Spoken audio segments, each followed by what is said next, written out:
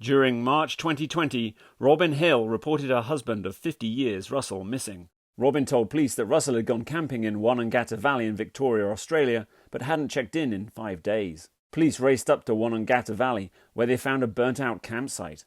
At the campsite was food, personal items, an ID from Russell Hill, and his childhood sweetheart, Carol Clay. The pair were both declared missing, likely the victims of foul play. As detectives looked into the case, they learned that Russell and Carol had rekindled their relationship, maintaining a long-term affair for the last 15 years. Investigators looked at a number of suspects, but couldn't find anyone with a motive and opportunity to make Russell and Carol disappear. Then, surveillance footage that captured the road by the valley showed a Nissan Patrol leaving shortly after the time the couple were last seen. Police traced the vehicle back to pilot and avid hunter Greg Lynn. As investigators continued gathering evidence, their suspicion of Lynn grew. They bugged his home, even hearing him interacting with his wife as they watched a news program about the murders. Shortly after, Lynn tried to alter his patrol to make it look less like the police sketch of the vehicle shown on TV. When Lynn headed out to camp close to where the murders took place, police leapt into action. They apprehended him and brought him to the station for questioning. Can you outline from the start, please? Do you have a piece of paper? Yep. I've got a notepad in here and pen. Just to remind me of the dates. Okay, so hang on. I think if you turn that page that's folded over, you'll find that there is sorry, if I can just The calendar on That's all right, I can make it quick. So we're talking about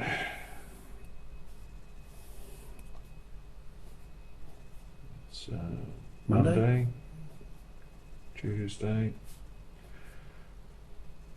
Wednesday. Sorry, the hands are very cold in here. Thursday, Friday.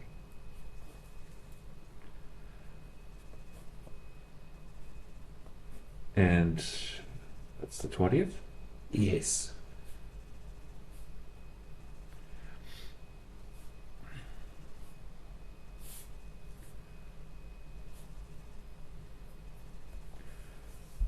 I left home on Monday the 16th.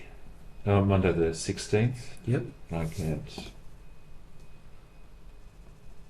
I got in very late. The Howard Hut was full. Yep.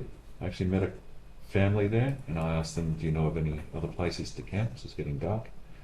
They said there was a campsite just to the west of the Zika Spear Trap, near another bushwalking trap. I can't remember the name of the place. Is that up towards the King Billy bit? Velocio. Yep. Okay. Yep.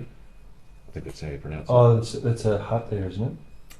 The hut is about 5 k's to the north. Yeah. But that's a car park to go to the hut. Yeah. And I stayed there that night. This family also told me that the Zika Spear Track was heavily eroded, washed away, Mm-hmm. and that would be quite difficult to get down into Wonangata, which was my plan. Yeah. So that night I stayed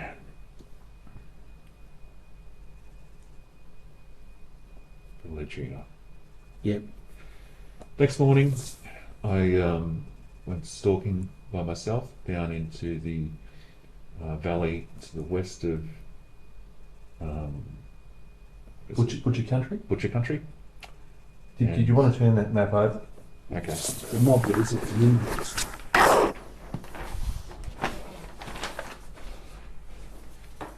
I think that's.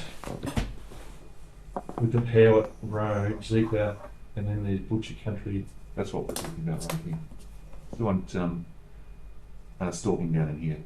I didn't see any deer. Going back up onto the Howard, onto the Butcher Country track. Do you want to mark that so I don't forget? So yeah, go on. Down into here, and up onto the Butcher Country track. Back along there. Actually, I did see a male stag down in this area. He was very quick. He was off. At this point, I saw a lot of activity down at the Zika Spear Track. There was a party there working on it. So I put my rifle securely away in the bush. I didn't want to walk up to a group of people with a rifle in there, scare them, and made contact with them. The ranger was there. I asked him about the track. he said that they're working on it, should be ready to go tomorrow. Mm-hmm. So I said, "Oh, thanks very much." He asked what I was doing. I said I was hunting down here and that I was camped up there. So retrieved the rifle and walked back to camp. Went to the camp. Later that afternoon, the ranger came up. He said, "God, that you mentioned with the beard." And he was very courteous, very nice guy. Just wanted to see license and registration, showed him all that stuff. So that's on Tuesday. Yep. And Tuesday night, that's also at the ledge end. There was a lot of people camped there. On this night, there was, I think, 2 other cars camped there. I just stayed by myself at the edge of the campsite. This night, there was maybe 4 or 5 different groups there. Just stayed by myself. Yep. Wednesday, I packed everything up and drove down early in the morning to the Ziggersburg track to see if they had fixed it. It was still the same. There was no activity happening. Will I continue? Will I not? Faithfully, I decided to negotiate the washout Yep. and go into the Wanaka, which was pretty tricky. Was the washout to the left? No, it was the entire road, Okay. but the access was via the left. Yep. Okay. Yep. And it was driving around the washout and down a very steep, irregular bank. And if you cop that up at all, you'd end up rolling the vehicle into. Yeah, I'm surprised you didn't. Well, you've seen my truck. That's Yeah. what matter. It's old. It doesn't matter if it gets beaten up. Continued on down the Ziggersburg.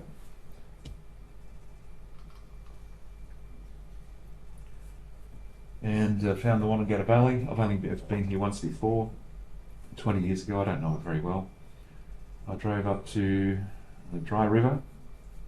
I had a look at the campsite to the west of the Dry River, Wanangata Junction.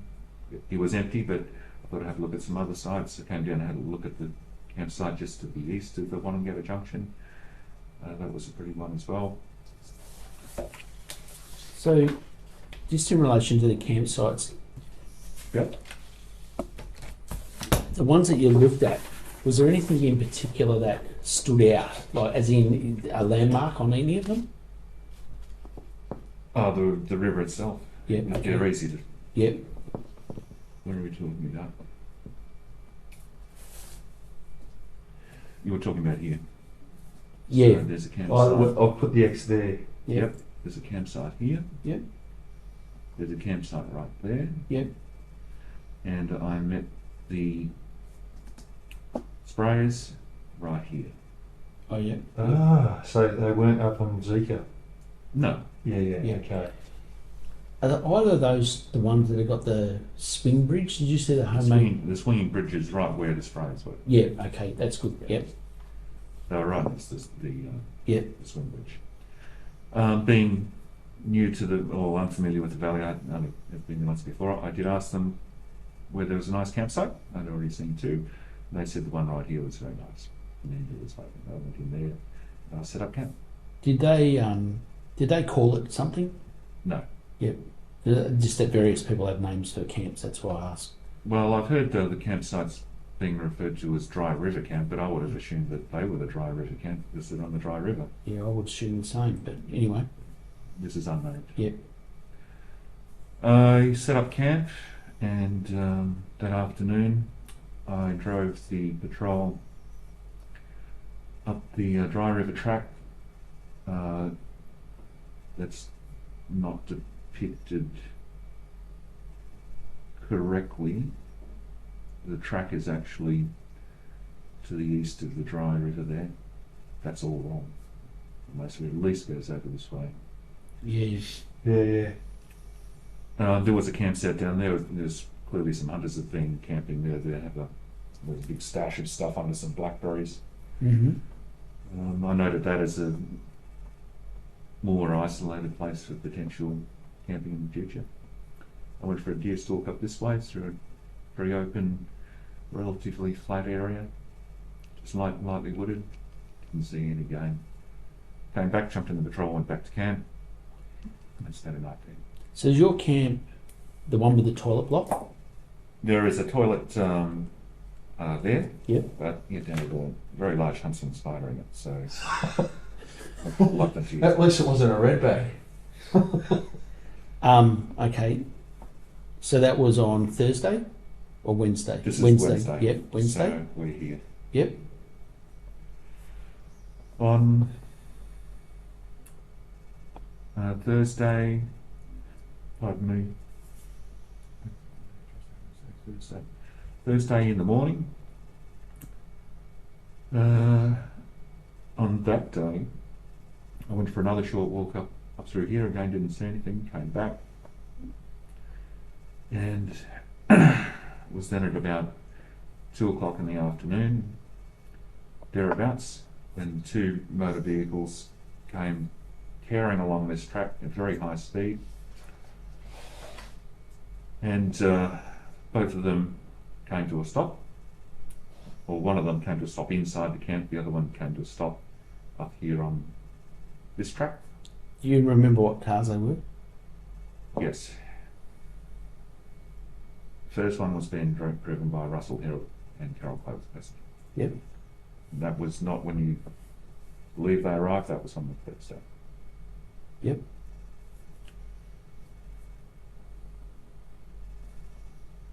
I was down by my camp. I saw them pull up.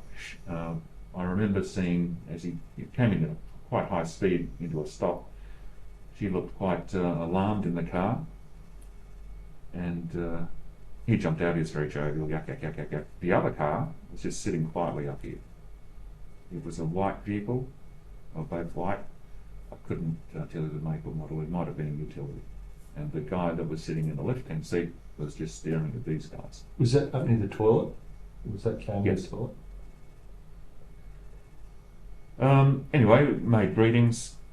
G'day, how are you? Met each other. He was quite friendly at the time. And he just made comment that these donkeys had been chasing him all the way down here, trying to get in front, driving on the grass, yeah, you know, hoons. And he had to drive very quickly to get into the camp because they were right behind him. Can I just pause you 1 second? Yeah. You said a white four-wheel drive, Yes. like a Land Cruiser or something? It could have been a utility.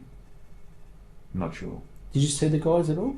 Just from a distance, just staring, Yep. just Okay. ahead. Yep. Yep. They're inconsequential to this, though. Yep. Anyway, eventually they moved off. They drove off to who knows where. And he said he's going to set up camp.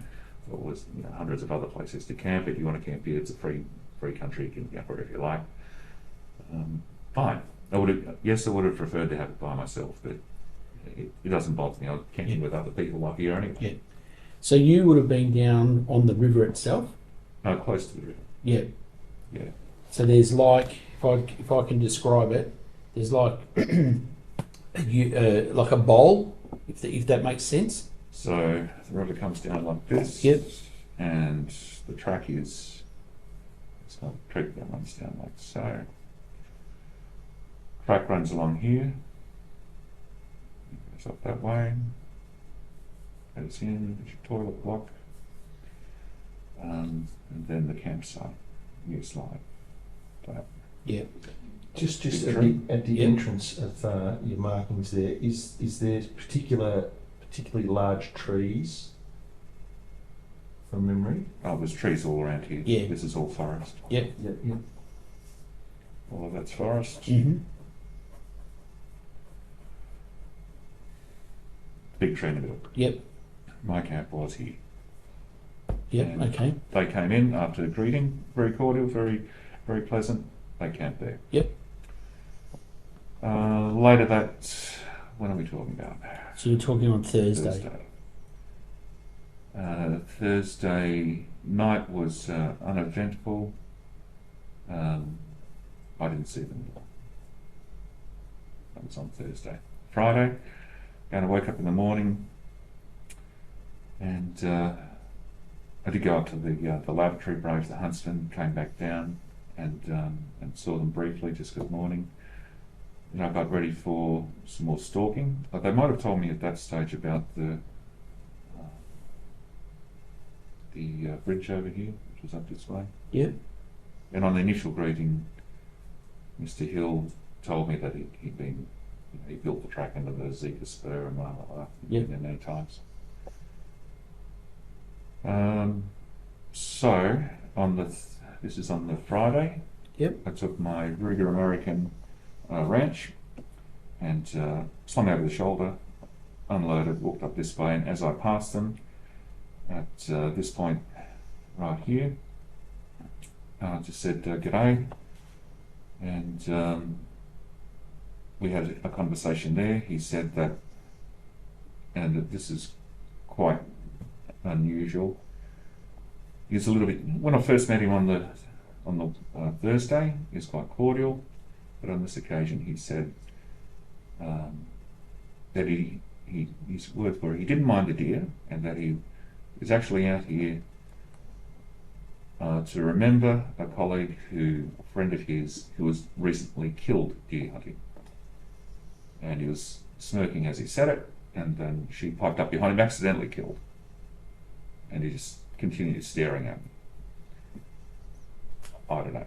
Beats Yeah. me. Yeah. Well, yeah. Okay. News to me, but anyway. Yeah. So off I went. Yep. Across the track, went up this valley, and spent a couple of hours up there. So where did you go? Sorry, you crossed the bridge. This one. Oh yeah. Yep. So you crossed the swing bridge. Yeah, and Yep. up the valley. Yep. Didn't see any deer. Lots of sign, but didn't see any. Came back, and as I was coming back, unloaded as I was getting closer to the camp, but I could hear this buzzing sound. I stepped on a bee's hive or a wasp nest or something. They were all around, but I couldn't see any. Mm-hmm. And I didn't know what it was. Scratching my head. I was wearing a hat. So figuratively speaking, scratching my head, didn't know what it was. It disappeared. Continued walking down. And then I heard this sound again. What is that? Looked around. No, I hadn't stepped on anything. It was really loud. I couldn't figure out what it was. And I looked up and there was a bloody drone right above my head. And that was bizarre. And then as I looked up, I only had gaze of it for a couple of seconds, and then whoosh, and it was like gone. Yep. All right, what's this all about? So I came back to the camp, crossed over the river, not by the swinging bridge, and It's not overly deep there. no, you just quickly wade across. And it's getting late in the afternoon by this stage, and as I come into the so it's just on dinner time. As I come into the camp, look, I didn't know where this drone was from, but as I come into the camp, where I was, unloaded rifle, but still in hand, this guy walks out over to here, on the other side of his car, Mm-hmm. the controller in hand, drone sitting on the ground, zips the drone up, and it just hovers there for about 10 seconds. Straight back down, puts it under his arm, took it back to his camp. What the hell is this? What's going on? Mm-hmm. Drones are cameras. Yeah, They're of flying course. cameras. Yeah. And so I didn't go and confront him over this straight away. I sat down and I just thought about it for a while. What's this all about? And I was getting my dinner ready. Then I decided to go and find out what this drone incident is all about. So I walked up there, unarmed, and I asked him why he was using the drone, and he said that he didn't like deer hunters, and that he had some video footage of me now hunting, close to the camp. And I said I wasn't. I was right up the valley, but he's got pictures of me with the rifle in hand, close to the camp. And that he was going to take those pictures to the police. And I said, that's just ridiculous. And he said, well, I could just say that you shot through the camera. And I didn't. But, so I think the whole purpose of it was he just wanted me to go. Yeah.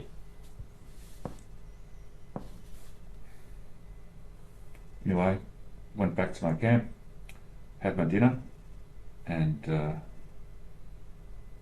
yes, I was annoyed, didn't do anything about it, but I did turn the stereo up and played some loud music, which is a bit of a childish thing to do. And yeah, just to annoy him, if he's going to annoy me like that, just to annoy him back. Anyway, I had the doors on my patrol open and playing the loud music. And it was now dark, and I had my rifle packed away in the bag. I also had with me a Barathram Arms straight bull shotgun, which was also in its bag, and the ammunition for that was in the front seat, just sitting on the front seat. And it was later that night, so after a couple of hours, I could hear some rustling around, and I looked up and I could see Mr. Hill walking away from the car. He had the Barathram shotgun in his hands, and he had the magazine, which foolishly I had loaded there, and he walked back to his car, which was parked here.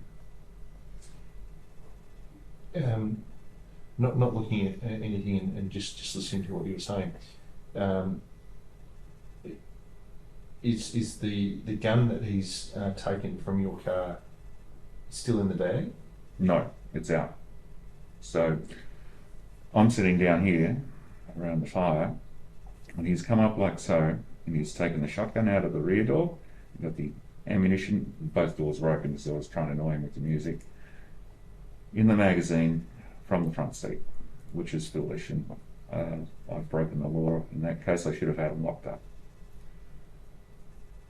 He's come back here to his car, around this side he was standing.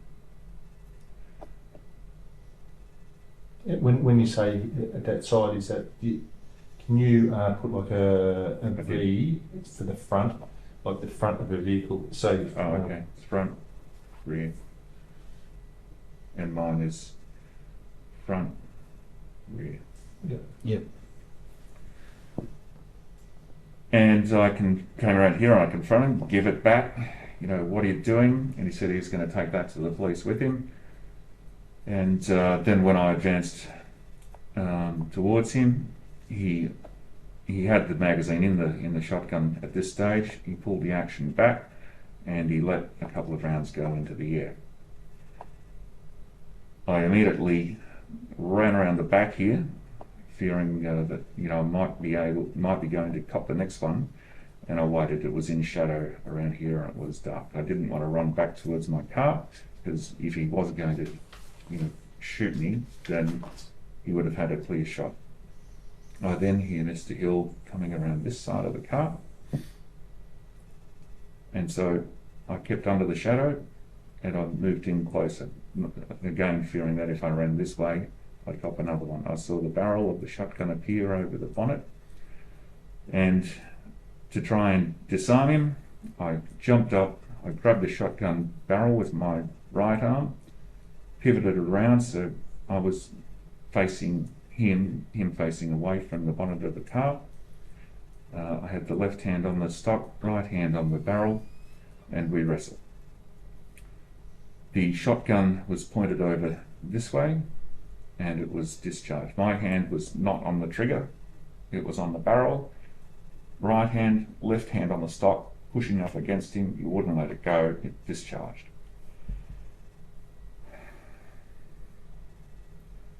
It went through the left hand rear view, and and killed Miss Clay dead. She was shot through the head. I saw her in the peripheral. I didn't actually see which way she was standing, but when later she was laying face down on the ground. Yep. Immediately, Russell Hill let go of the shotgun, and I took the shotgun straight back to the car.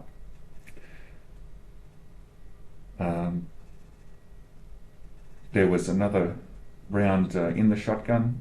I just discharged that to get rid of it straight away, moved the action, fired it up into the air, threw the gun into the bag, magazine out, magazine on the floor, and shut both doors, turned the music off.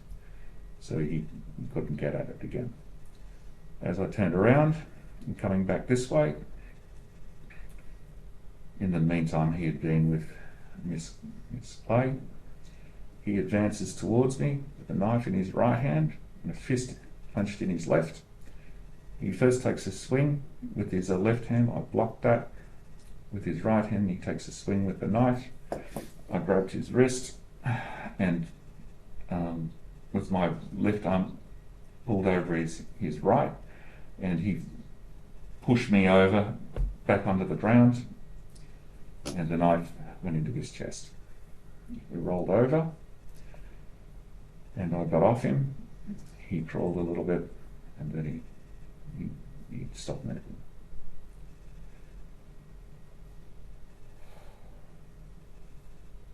And then I thought, what am I going to do? I went over, Miss Clay was clearly dead. I came back, I checked for a pulse on Mr. Hill, he was clearly dead. There was no pulse.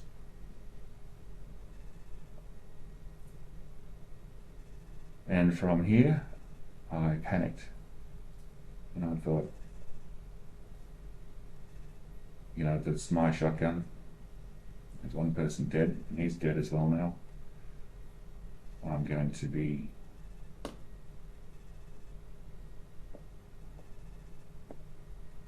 found guilty of this. I tried to cover everything up, and everything else is pretty much as you say. That was on Friday the 20th. Yep. About what time? It would have been about 9 or 10, thereabouts. Like I say, I don't wear a watch. So it would have been dark. Oh, very dark. Yeah. Completely light. Were there any fires or any lights? Yes, that's what I was just about to say. His car has a hatch on the back, Yep. and as you open the hatch, lights come on. So this is all well illuminated right here. My campsite had a fire going, so this was in shadow. This was lit up by the just ambient light, and around my camp was lit by the firelight.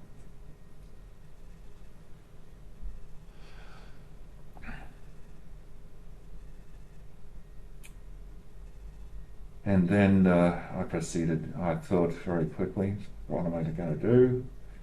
And I thought, I'm going to be blamed for this.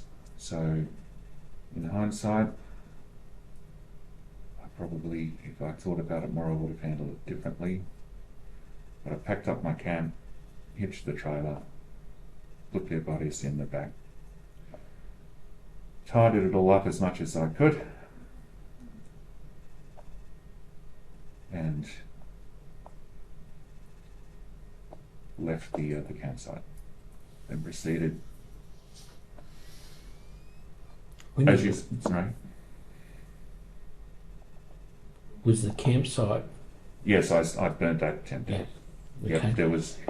Yes, it was to cover evidence. I thought I was going to get blamed for this, as I am, and I tried to remove as much evidence as I could. It was very messy, and that's why I put the tables and things inside the tent. Yep.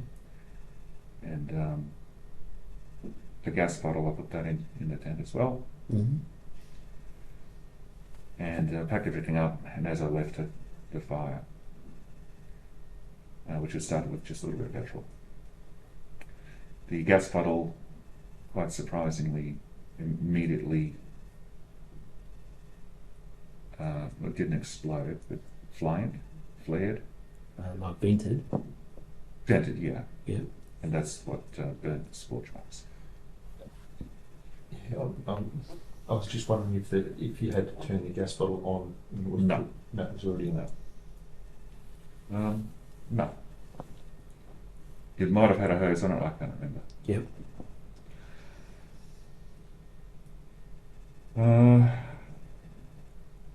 Yes, I tried to drive out via Myrtle.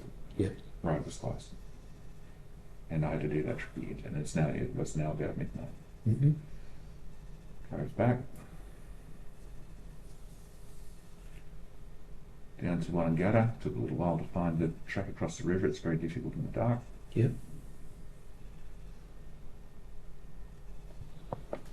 Down to here, followed the Wombat Range, Cynthia Range. Yes, extremely difficult drive. Yep. Down to this junction. Which is Randall's and Cynthia, is that right? I'm trying to read upside down. Randall's is back here. So you come around here, there's a tight right-hand turn, and then it joins up with the Crooked River. Crooked River track, Yep. which is a hard left-hand turn. I followed that. The river crossings. There are a few people camped along the river here. Oh, you're going towards Talbotville. Crossed the river at Talbotville, Yep. and there's a very large group there. I crossed a river, and there was a very large group at the time you said Talbotville. Yeah. Yep. So that was an unusual group, which I recall. There was a lot of four-wheel drives, maybe 20, and they were all cramped in together. Mm-hmm. So I gather they all arrived after dark, and with that many vehicles, it's not going to be a family get-together, that's going to be a four-wheel drive club. And coming in after dark, they've driven quite a way, so I imagine they've come from Melbourne. So the Melbourne four-wheel drive club. I continued on past that, I didn't stop. And up to McMillan's Road to that point. It marks this spot. Yep. And where I panicked, and it's Is that called the Grant Track or Union Spur Track? Union Spur, I believe. Yeah. I'm not sure.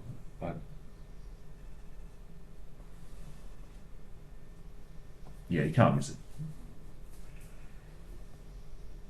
And so that track comes along here, and then down a steep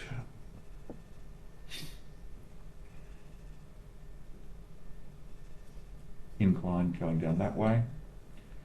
And here there's a place where it's just wide enough to reverse a trailer, get out, and that's where bodies were placed. There's a tree here which has since fallen down over the track. You can still drive around it. It's very easy to find, so you wouldn't need me there. And I think that's called the Union Spur. However, you won't find any bodies there now. Why is that? Because I'll finish the story. Yep. So after that, I drove down here to Grand Junction, drove out, I saw the... Camera? no, I didn't see any Oh. cameras. I saw the people on horseback, Yep. they saw me. I saw, we had a couple of four-wheel drives up this way, but just passing in the opposite direction, up to the Bitumen Road, Yep. and then down to Harrodville, etc. I never saw the cameras. The phones, Yep. yes, they were in my car, Yep. along with the drone. And refueled down in the valley, and continued on and then took the route that I found past the lake. Like through Bright and then Too bright, turned south. down towards to that- Mansfield. Yes. Yep. Yep, there's a lake there. Lake Glenmaggie? No. No, No. Buffalo. Buffalo. That's it. Yep. Lake Buffalo. And it's at the bottom end of that lake where it becomes a creek that I stopped and threw the telephones in the water. Then I continued on to Mansfield, refueled again, went to Big River, spent the night there, had a fire, burnt the drone there. And then the next day I drove home by Mansfield and I washed the trailer out. What, in Mansfield? No, sorry. Mansfield was before I got to Big River. The next one down is Healesville. Yep. So I washed out in Healesville and continued out. And I was a little bit bruised from the altercation. I didn't tell the wife anything about it, and the rest has been in the news.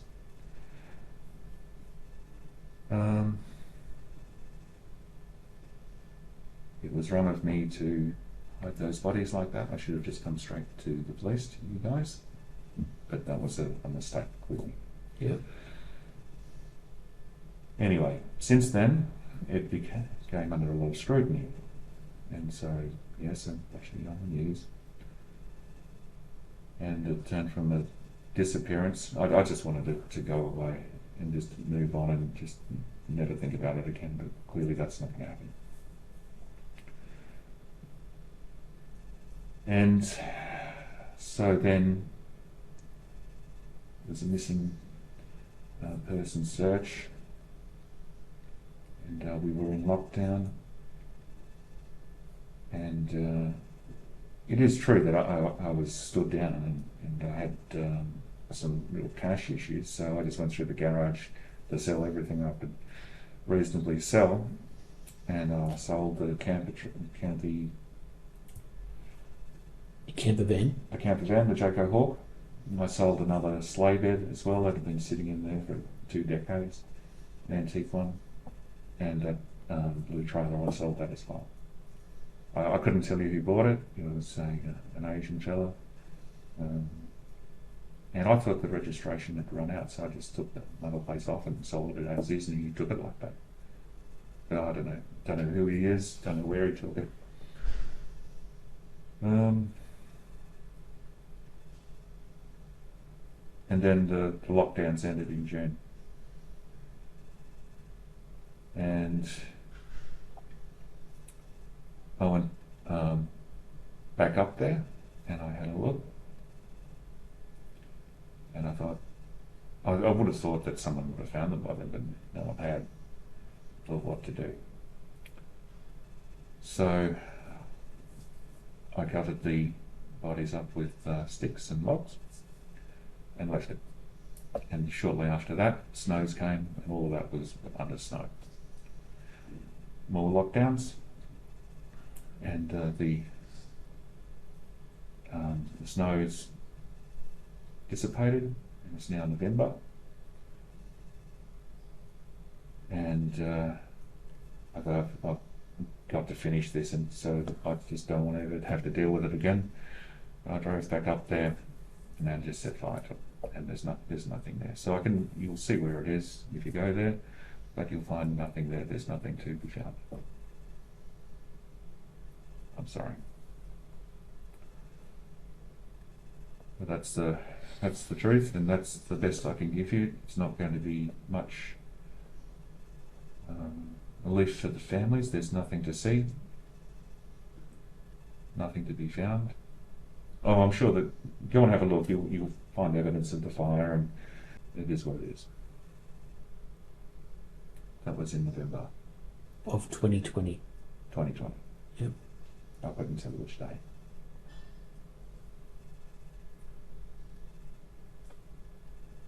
But since then, I know that I've been on a watch list. And it's very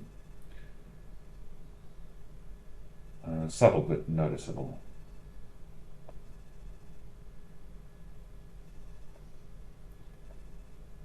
I've just been trying to keep my head down and just move on with life and just forget about it. But obviously I can't, and it's caught up with me. And the evidence that you have is compelling, but I think you'll find that the evidence that you'll have will tick every one of those boxes. And if you go to that place, you won't need me to find it. It's very, very easy. You'll find it there. So, Yep. and that's it. Okay. I wish you had come forward. I wish I'd have come forward now too, but I made a poor choice. I just wanted it to go away. Whatever happened, I was screwed. If I had have, we're talking about life and things. Yep. I finally found, that group that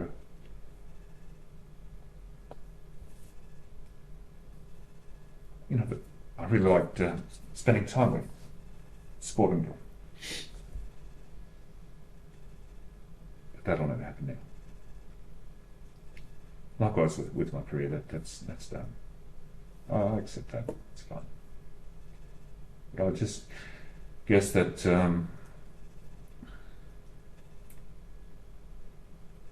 in an attempt to hide it, I thought I might be able to just move on and continue with my life, my family, my career, and these new sporting clubs that I really enjoy. But it's, even if I had to come to you with this evidence back in March 2020, it still would have been an absolute disaster. Not as bad as it is now, but an absolute disaster. Oh, look, I can't hide that. I would have, but Yeah, absolutely, and that's why I tried that pathway, which was wrong. I know that, but I'm not making excuses for it. But that's the logic of it.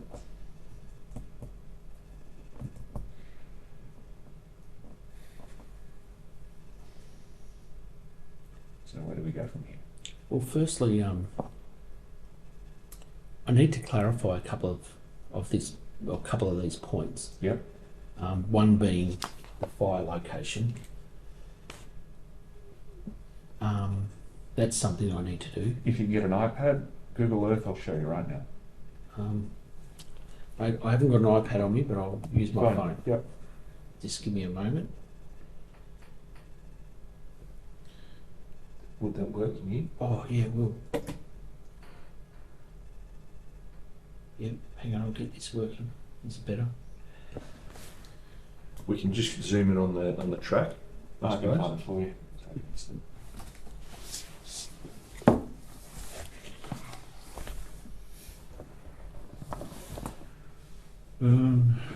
Google Earth.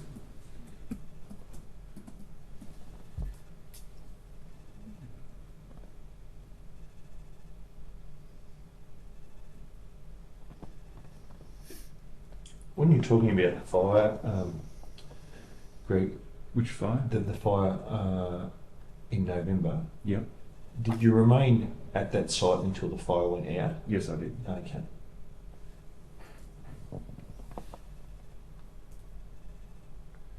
Let's hope Google Earth works on this.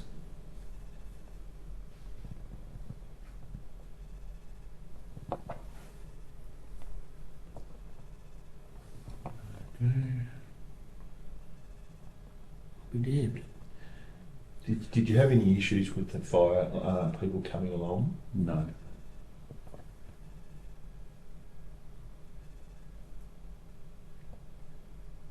just take a second. This computer can do this. Yeah. Yep.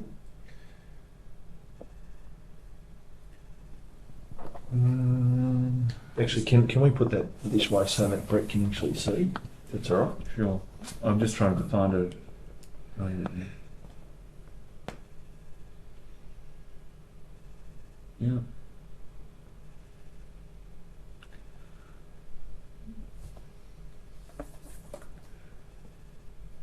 So we're looking. We're over here.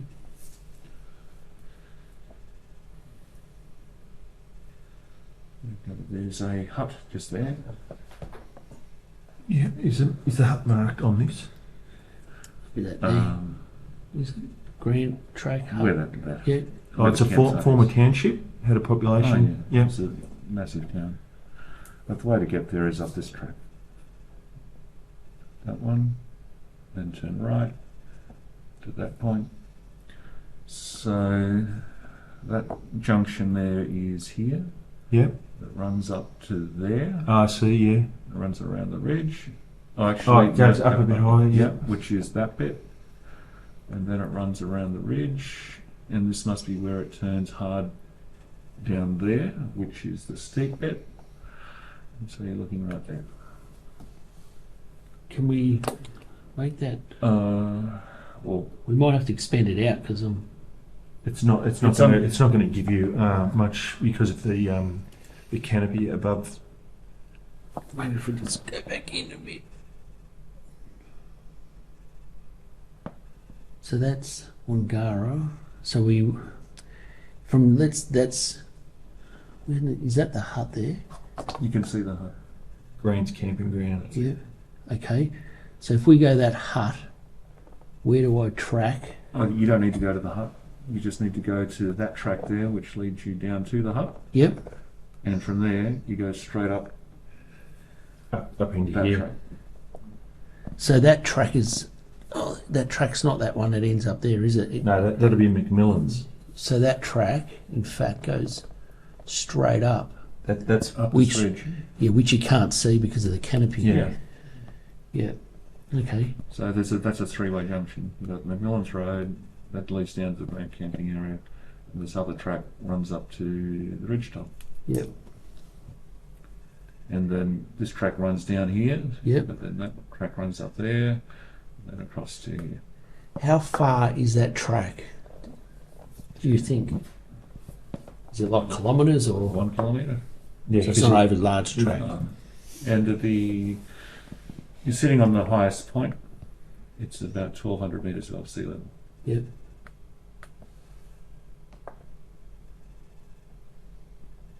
Okay. I didn't pick it because I knew it. I just wanted to get rid of it. And because of all the people, this was the first place that I saw that looked quiet. I didn't realise at the time that it's actually a tourist attraction. This is a place where tourists go.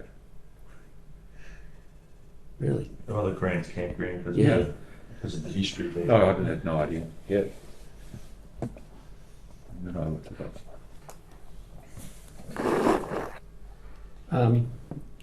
How long did all that take you? Like, I mean, the travel from in the dark would have been a nightmare. So we're looking around about midnight to go up here. That didn't take very long. And coming back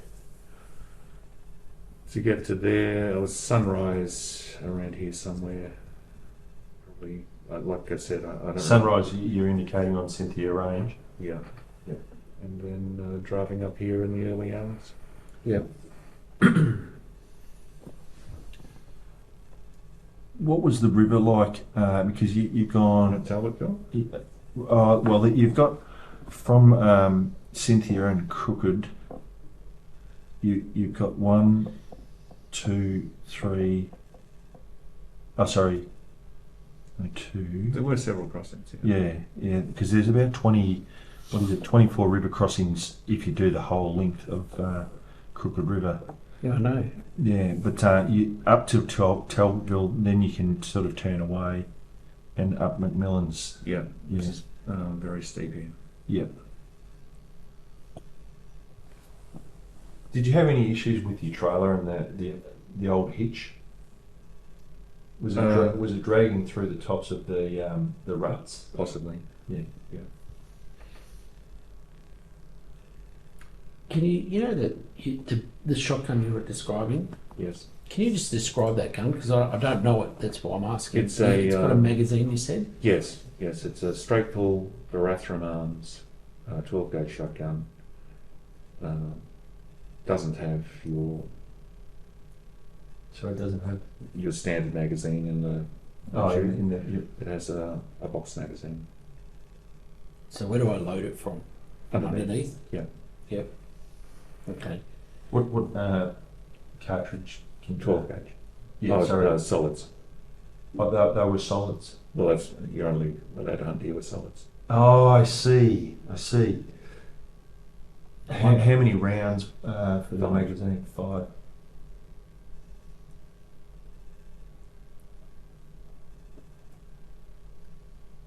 During his time, did he say anything to you? Like, When we were fighting, yeah.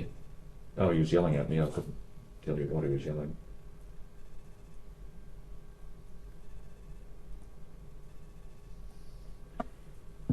When just give me a couple of minutes to rethink all this.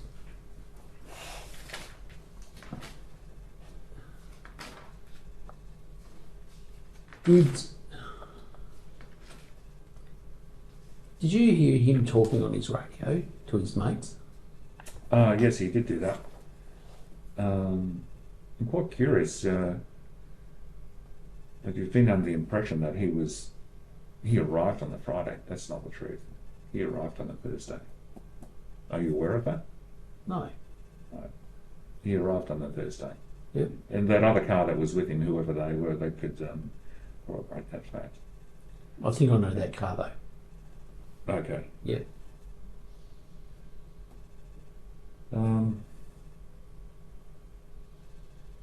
Yeah, each night on the Thursday and the Friday, he used the radio. He strung up on the Thursday. He didn't have strung up the long antenna. On the Yep. Friday, he did. Yep.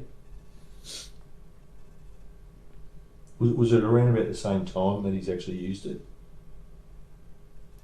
Yeah, like I said, I don't wear watch. It was just before dinner time. Yep. So you said that. So Sorry.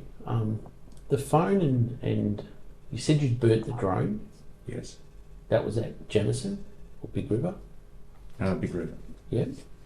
Did you look at the vision on it at all? Yeah. I wouldn't know how to. I've never burnt a drone. So what happens to a drone when it burns? Does it melt and disappear, or does it? It's gone. Yep. And then you mentioned the phones. Where did you dump them again? At the southern end of that Lake Buffalo, where it narrows. So It becomes is that where it becomes a dirt road? yes, it was off that dirt road. How far along that dirt road? I can't remember. Because that dirt road takes you to Abiard, is that correct?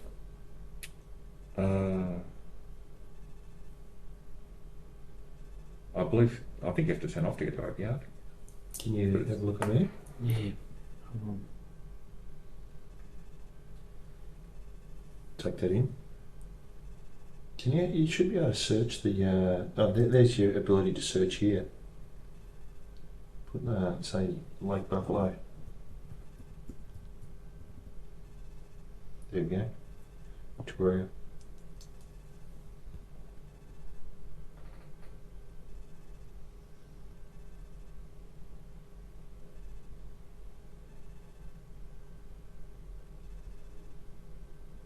Oh, it's not on Google Earth though. No.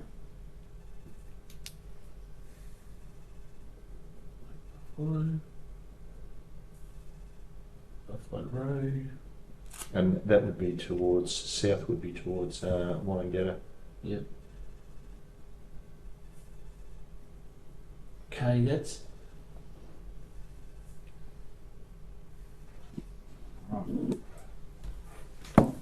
that's Lake Buffalo there. So I'll bring that down a bit.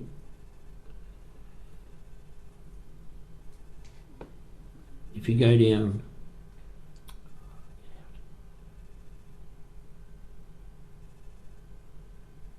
if you keep going down that white road, Buffalo River Road. yep, that ends up becoming the Abbeyard Road.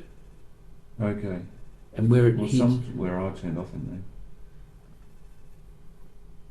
that's why I'm wondering, which way did you go to It was Jemison? up this way. So you went the bush way, Abbeyard, is further down. that doesn't lead you to Mansfield. No, Abbeyard doesn't, but that's why I was sort of wondering which way did you go across to Because Mansfield? Abbeyard would, there would have been a lot of closed roads. Because of the fires. Yeah. Yeah. So where did you come across here? I'm not sure. I can't tell from that. Or did you go all the way to along the road around to Mansfield? Actually on the road? Yep. Bitumen. Oh, no, it wasn't bitumen all the way. I think it was dirt in places. So you must, yeah. On and off. So did you go across, where's Mansfield here? You do maps with directions and It's on that silly bin, that's why. yeah. Click on that on this one here.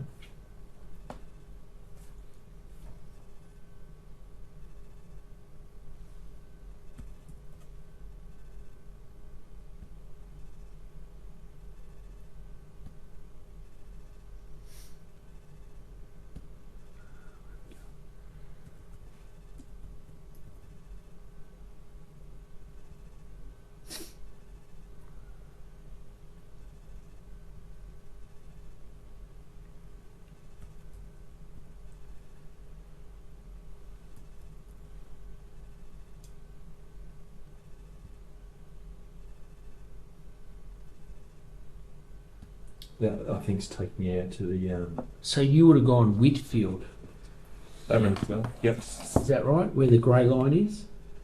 Yep. So you come Lake Buffalo via Whitfield, Chestnut, that way? Chestnut. Chestnut? I'm Yeah, looking upside so- down, that's why. So that's the route you took? Yep.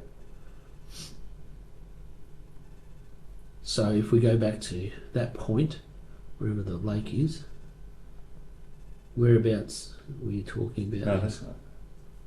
Oh, no, it doesn't. That doesn't look right. I seem to remember coming down towards the bottom of the lake. Well, you might have. I wonder what that road there it's is. this one here. What's that road? Rose Rose River. River Road. So you took that road. Yep. And then that road's popped out.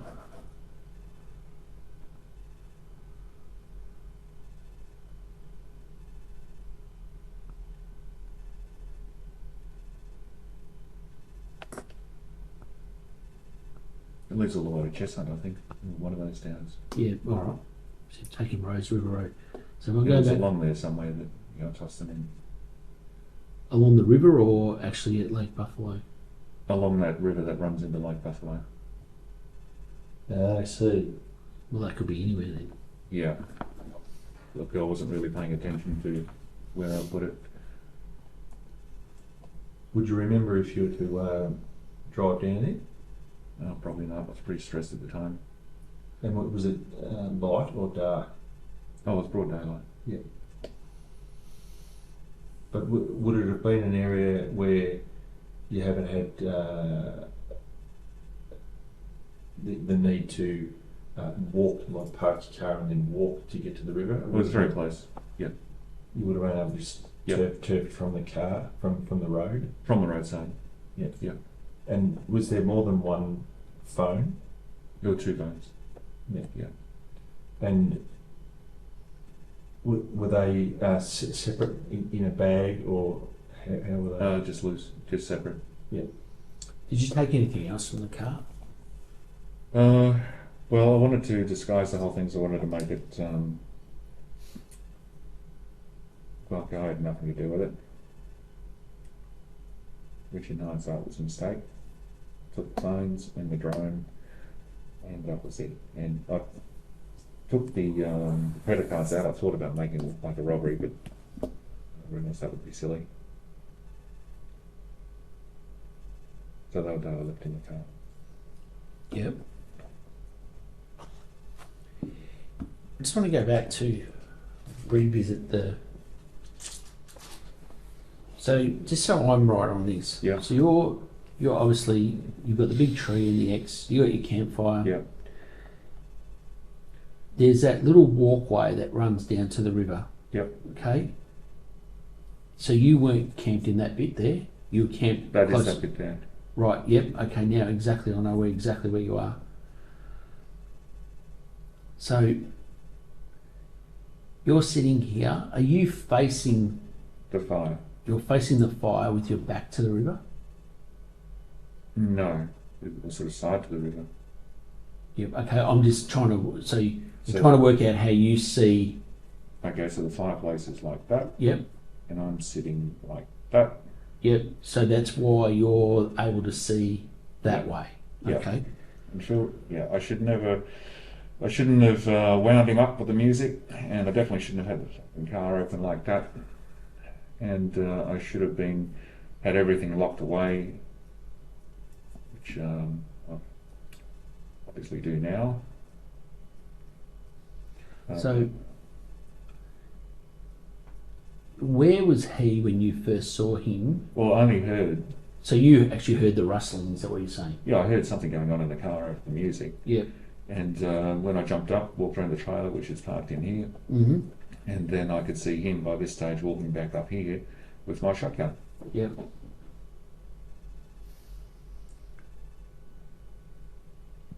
Now, you said he fired.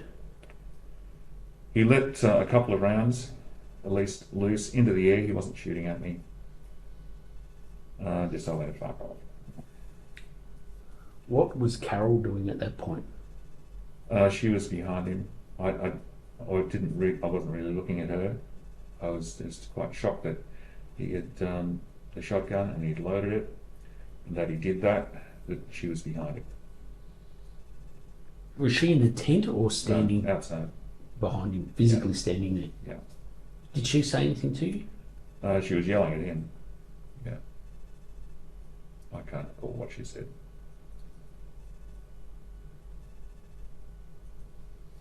And then you said that you've then come around to the driver's side of his car? After he let a couple loose in the air, yeah. And I was just thinking what the fuck I'm going to do. And that's, I thought run for it, or just wait, and I didn't have time to think about it. He was already coming around this side. So where were you, if that's, you're talking, say, the driver's side headlight, we'll use that point. Yep. Where were you when you said you got in the wrestle with him over the gun? Right here. So you're at the, say, the door mirror. Yep. Driver's door. Where was Above. he? He was here on the corner. So just so I'm correct, so if we use the table, for example, He you're was where He was standing where I am, looking over the bonnet with the shotgun, and I was down in the shadow. So I'm here where you are. Yep. You're Russell. Yep. I've got the gun. What am I doing with the firearm? Well, obviously it's a biro or a texter, but what am I doing if I'm standing? You're Russell. I'm you. I've got the windscreen here. I take it. Yes. Yep. All I saw was the barrel. I couldn't tell you whether he had So I'm looking from the windscreen across to you, and I can see the barrel of the gun. Yep. What do I do then? You jump up from the shadow, you grab the barrel of the gun, and you push it around. So I grab the gun and I push it up. up and around to that one. So over your shoulder. Yeah, and Yep. he then spun around, now with his back to the bonnet and with me facing him, with my hand on the stock and on the barrel. Yep. And then we wrestled. I told him to let it go. He wouldn't, and kept on wrestling, then back. So you've got the firearm, so basically end to end, is that what Yeah. you're saying? Yeah. And do you remember where his hands were positioned? I was looking at his face. He had one hand on the stock. Couldn't tell you which hand it was. It's a pistol grip. Okay, this is what I mean. I didn't know the firearm, Okay. so. Yep. He had the one hand on the pistol grip. I'm not sure which one it was, and the other hand, I'm not sure where that was either. I was looking at him in the face. Okay. So then, where was Carol then? So she was. He's over on the left. So she's in near the campsite. tent. Yeah, Was she still outside the tent? outside the tent. Yep. They had like a toilet thing. So we're right next to the toilet. Yep. Okay. The toilet is there. I'm just going to get a photo. Okay. So that's obviously the rear of the car.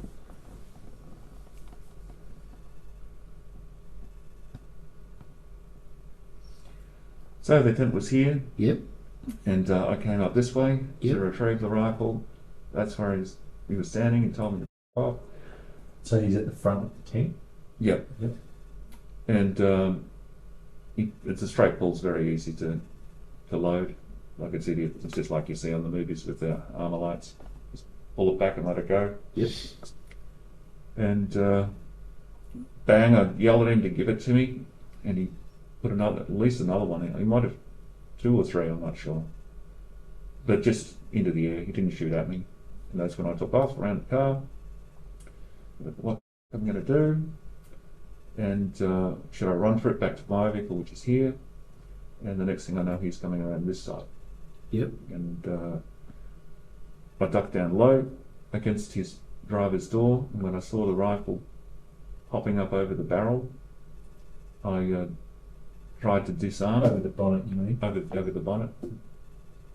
Grabbed the barrel with my right hand, pushed him around onto the car.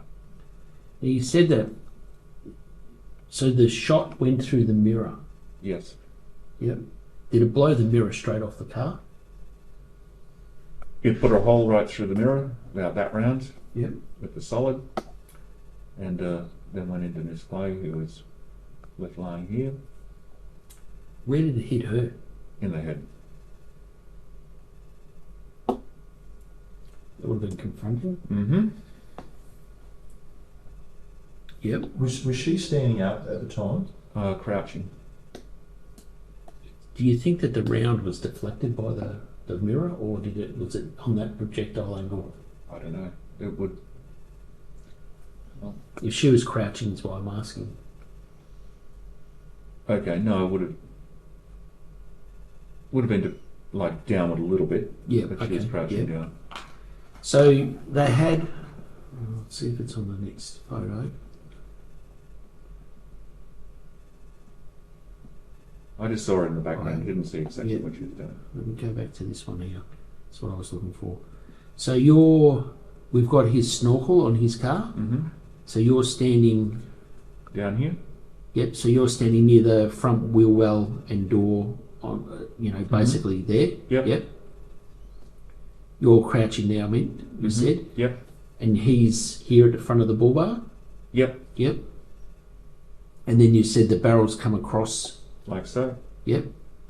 I saw it and grabbed it. So you then grabbed it and you said you spun around. Uh-huh.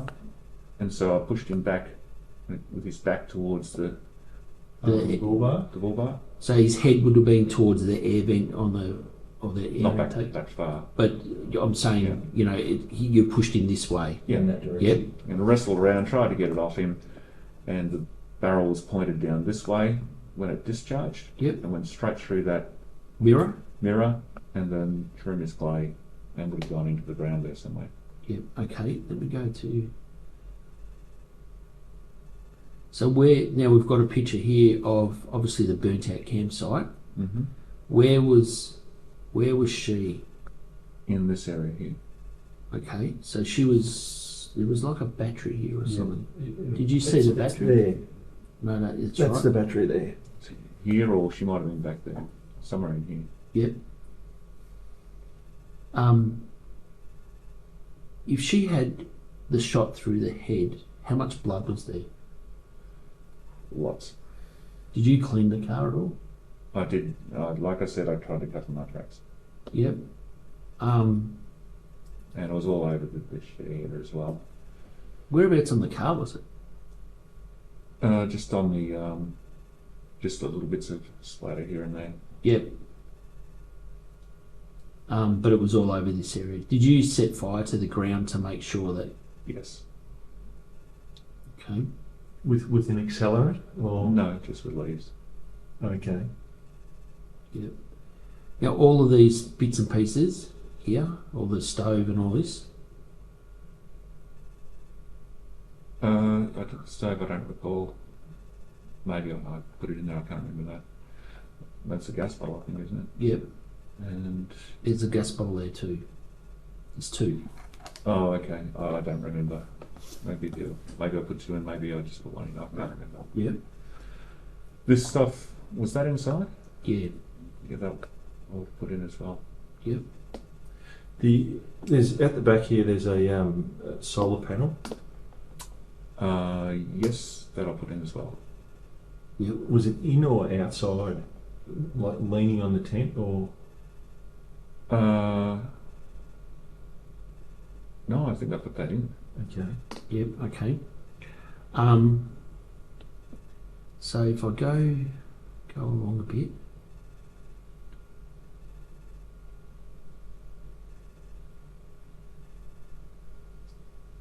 Did you put the mirror in the fire? The car mirror. There were bits and pieces of it all over the place. Yep. Some of those might have gone in the fire, yeah.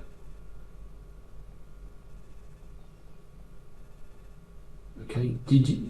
Was this canopy, was that open? Yeah, it was open. Did you close it? Yes, I must have. Did you lock the car? I can't remember deliberately locking it. Did you end up with the keys? Yes, I did. What did you They do? were burnt with the drain. So you burnt the keys and the drum together? Yep. Then, Just before you go on, in respect of the keys, being probably an alloy, are you aware if they would still be remaining in the remnants of the fire? I have no idea. okay, this is their property inside the car. Obviously, we'll get to it. The fuel that you said you used just to commence the fire on the tent, It was just a little bit of petrol was that from my jerry can. all right. And did you still have that jerry can when you got home? I've still got it now. Oh, okay, that's all right. You hadn't lost anything during the night in the move that you're aware of? You're referring to the plastic flip card? No, I was referring to a red fuel container, like a 20-litre fuel container. When coming out of the Wanangata Valley, there is a part of the track that's old. Oh, you mean the high track and the low track? Yeah. Yeah. Yeah. Do you remember which part? The low track. Okay. No worries. And that would have had a steep up. At the end, yes. Yeah. Yeah. That in that location in this just before the steep up, there was a red 20-litre fuel It's got nothing to do with it. Okay. Just All right, this is what I was looking for. So this is obviously the that's where the toilet block is. mm-hmm. Okay, so you said that you saw him pull in here, and there was a white. There was another four-wheel drive or something. Where is the photo taken from? Oh, so that's facing out into, there's that little valley. So that's facing out of the campsite through the road. Oh yeah. Yeah. Does that make sense? The track can also come from that Yeah, direction. no, they Yeah. came from this way. Yep. And so there's a bit of a dip down here, isn't there? Yeah. Oh, hang on, we'll just go to the next photo. That might help. Just the perspective doesn't look familiar. So that's now facing that way. So we were facing back this way. Yeah. So if I go back to that photo.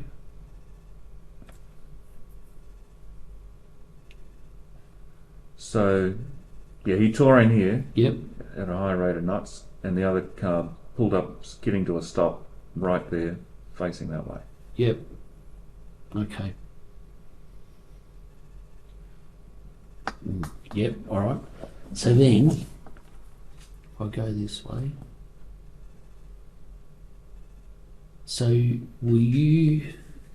That's his spot there. So is that your campfire there, or? No, it's further down to the creek. Yep. Yep. Hang on. So No. there's the big tree. Yep, and I'm parked over here, facing that way, and my campsite's down in that. Oh, you can't. It's almost the other side. Yep. Where I was referring to earlier was down there. Yeah, yeah. Down here, and the campfire's down here. I could see my car up there. Oh, so you were a bit further away from your car. I've got the trailer in between. Yeah. Yep. Now I know exactly where you are. Yep. Had you moved the car to that position in order to play the music, or that was just where you Just where I parked. Yeah. Yeah. Hang on. And normally I don't play music at camp at all. Do you remember what you were playing?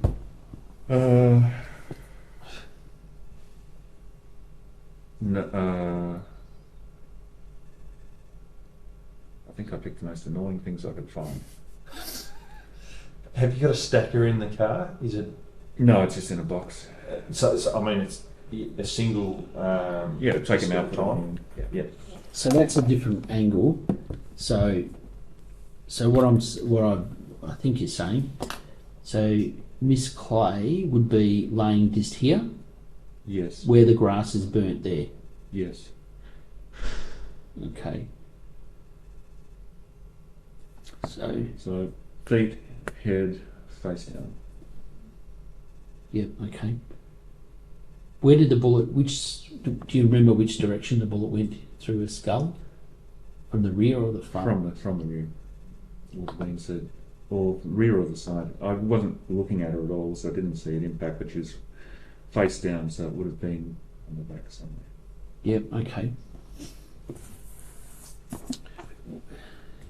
When you placed them both in your car, in your trailer, Yep. did she bleed much? Or did either bleed much? There was a lot of blood, yes. Okay. Now, just so I'm accurate with the description of Mr. Hill, so if I'm here, if I'm him, so you said to me that he's advancing at you. With So- the knife? Yeah. So Yeah. left or right hand? Do you He believe? had the knife in his right hand, but it wasn't like that. He had it like this. So like a fist with the knife pointing up? Yeah. Yeah. What was he saying as he's advancing towards you? He was screaming at me, she's dead. And he might have muttered some other things I can't recall. Yeah. So you get to him. Well, He gets to you. hmm So what do you do then? First he takes a swing at me with his fist, and I blocked it. So the right or the left? Left. Yeah. So he takes a swing. And then with that, he came at me with a knife. Yep. I grabbed him, Yep. pulled him in, and he was still coming at me. Yep. And came down on top of me on my back, and it went into his chest. So you've fallen And then the knife's gone in his chest. Right. Okay, yeah, that makes sense. And I've rolled over, got up, and he got up and tried to crawl away. He didn't go very far. What happened to that knife? That one was burnt as well. It was a kitchen knife, black handled, stainless. I burnt that with the train. At Big River, yeah. Obviously the blade didn't burn. I threw that into the river at Big River. Okay. You then put them in the trailer? Yeah. Was that a wooden top on the trailer? Yep. Table or? Yes. Yeah. So they're underneath that? Or on top? No, underneath. Yeah. You've then driven all the way out, you've got to this spot up here? Yep. Yep. So when you've taken them from the trailer to the resting place, can you describe what you did there? Yes.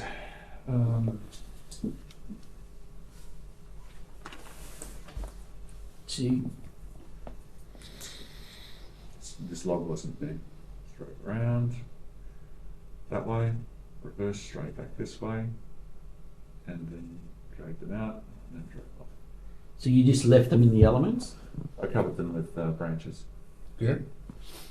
And then, so you've come back in November? Yes. And set What- fire to it. Okay, what condition were they in November? No, very good. Sorry? With decomposing. Yep. But there's nothing left. How much logs and stuff did you put on it? Surprisingly, not that much. Did you put any accelerant on it? A little bit of kerosene. Yep. But not that much. Wasn't bonfire or anything. Did you wait? Yep.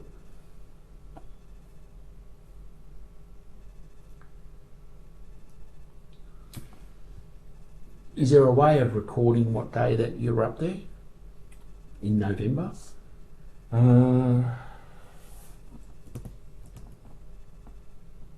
you remember going to Butcher Country? I think you Butcher mentioned Country? that you'd actually been. No, that was in December. Okay, so that's after. That's after.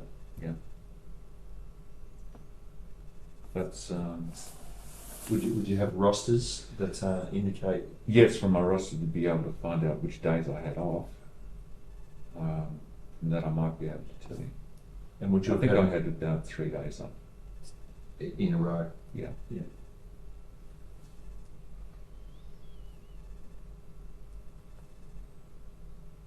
I could work it out for you. Yeah. If you got me my iPad, I could work it out. I can't get access to that right now, but Okay. I suppose, can you access your rosters on here? no. VPOS security. Wouldn't allow. Yeah. Okay.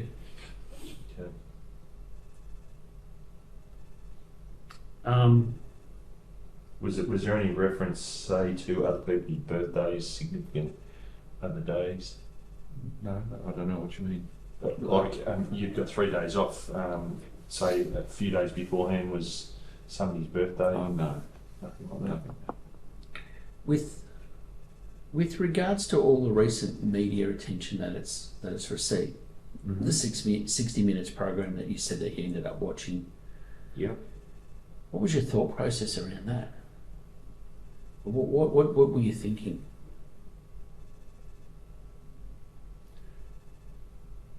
Well, I know that I've been on the radar for a while. Just too many people have said too many odd things to me that would indicate. Such as what? A bit like the Truman Show, where everyone knows what's going on, but you don't. You know, like Truman doesn't know Yeah. that he's really on TV. And so, for example, the president of the Little River Raiders he took an unusual interest to me. I'm a very new member.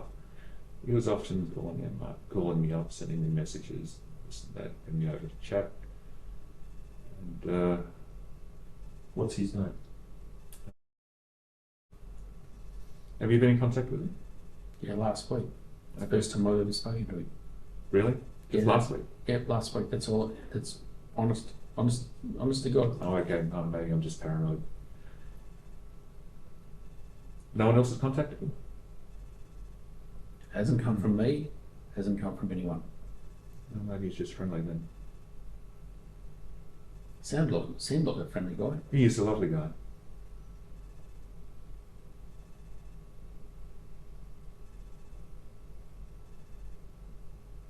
Other people? Is there other Did people he- that are mentioned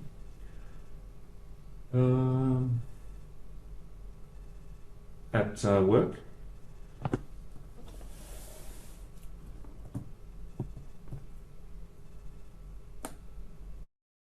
Does that name ring a bell? No? No. there? What is he? He's the manager that I mentioned doesn't like me very much. Oh, okay. He's the only one that I know that belongs to a four-wheel drive club. And one guy from work would have been in mid-June last year, first officer. We were working together up to, it was a 4-sector day, busy day. But he asked, "Oh, you're interested in camping, this and that?"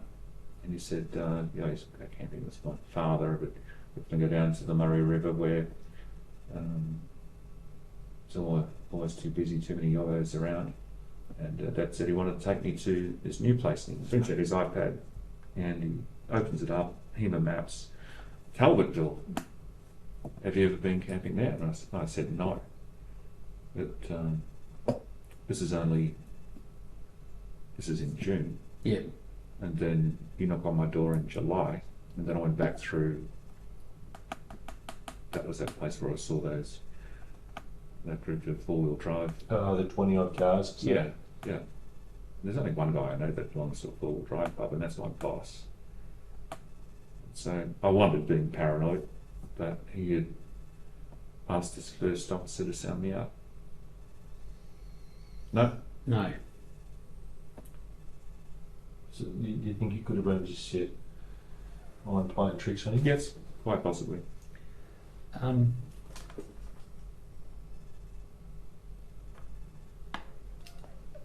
was I going to say?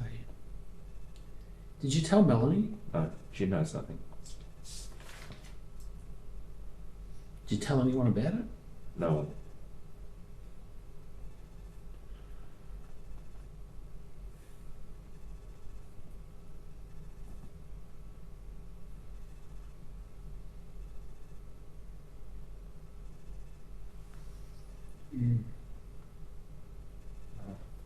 That's out now. Do you feel better? I guess so. I I just wish it had never happened. I just wanted it to go away when it did. And yeah, it has been stressful. I bet. In reference to the fire in November Mm-hmm. and actually remaining in that location, did you have to stay overnight, or was yeah? Yeah, stayed right through the night. And then in the morning, was the fire cold, or have you spread the remnants of the fire? There was just ashes left, Yeah. and I just used a dustpan to scoop it up and throw it around. So there is literally nothing there, but your detectives might find something. So when you say you use the dustpan or whatever to throw it around, is it sort of been spread from that location, or have you actually filled it up and then walked some over here and flipped it into the air? It'll be all around there, yeah.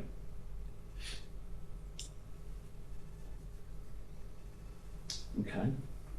Of like the main body parts, like Nothing. like the hips, Nothing. Oh, it's nothing. How long did that process take? Most of the night, just Did you, I had to put a few logs on. were they large logs, little logs? Nothing that I needed a chainsaw for. Yeah. How are you emotionally?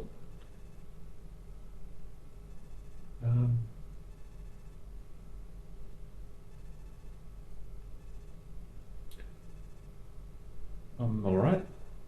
But how are you emotionally then around in returning to the location and? Oh, not good.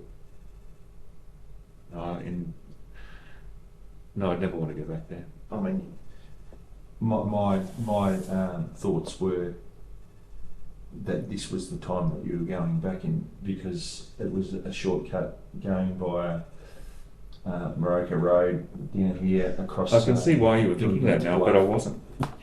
Yeah. Honestly, Yeah. on Monday, I really was just going up there for some quiet time by myself. Yeah. That's all I was doing. Yeah. But I can see now, okay, right. It's a shortcut in. I'm thinking Marathon Road's closed. Unlikelihood of vehicles. I thought from the Pinnacles Road was closed too from the website that I could be on. But that was not my intention. Yeah. What I need to do, Greg, Yep. is pause. I probably, before I proceed any further, I really need to go up to that spot. Okay, I'll go back to the cell. I'm quite happy with that. I really need to clarify some of what you've told us. Yep. And then obviously I'll have to come back and speak to you again. Yep. But yeah, I really don't want to go there, if that's all right. that's fine. We'll If you can't find it, then by all means I'll do I it. think with your direction and what's marked on the map there, yeah, I think it'd be very. we should be able to for us find it. not to find it. And look, you know what? If I'm stuck, well, I'll have to come back and Yeah. This tree that you indicate that is down, that was down in November, had that been cut by somebody, like as if they No. cut a part out? So when I went there the first time, it wasn't there. When I came back, the log is there. Yep. I can't remember if it's a branch or the whole tree. It almost goes right over the road, but you can get around it, and it was not cut in any way. All right. And it's only less than 10 metres from here to there. Yep. yeah, You'll see it's a nice wide bend. yeah. So yeah, so I need to do that. Yeah. Obviously, you've given us a version of events, and Yeah. I should clarify that. yeah, I just need to do that.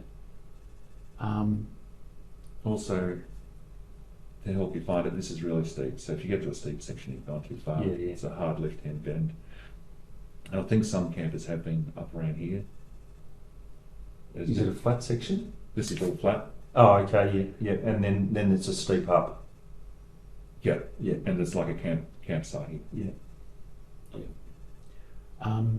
I'm not going to talk to you today because by the time I drive up there and then drive back and do all that stuff, I might even have to do it in the morning. But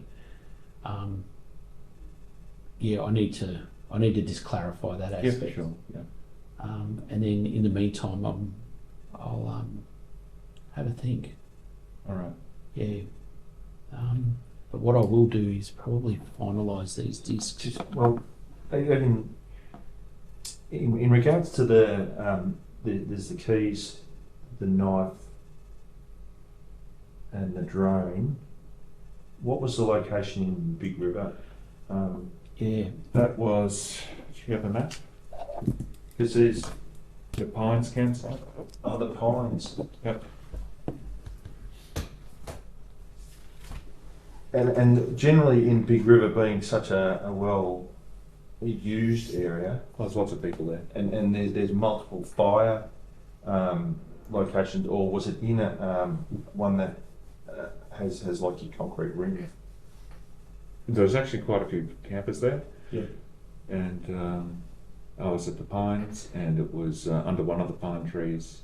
There were people off to my left and to my right, and it was a new fire site. But not with No. Yeah. Oh, one thing I forgot to ask you, their licenses and things from their wallet. Did you take them? Their licenses. Yeah, or did you take anything from their wallets? Look, I don't recall.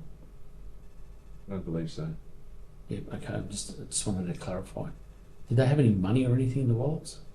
There was some cash. Yep. And I don't carry a lot of cash, and I used that to buy fuel.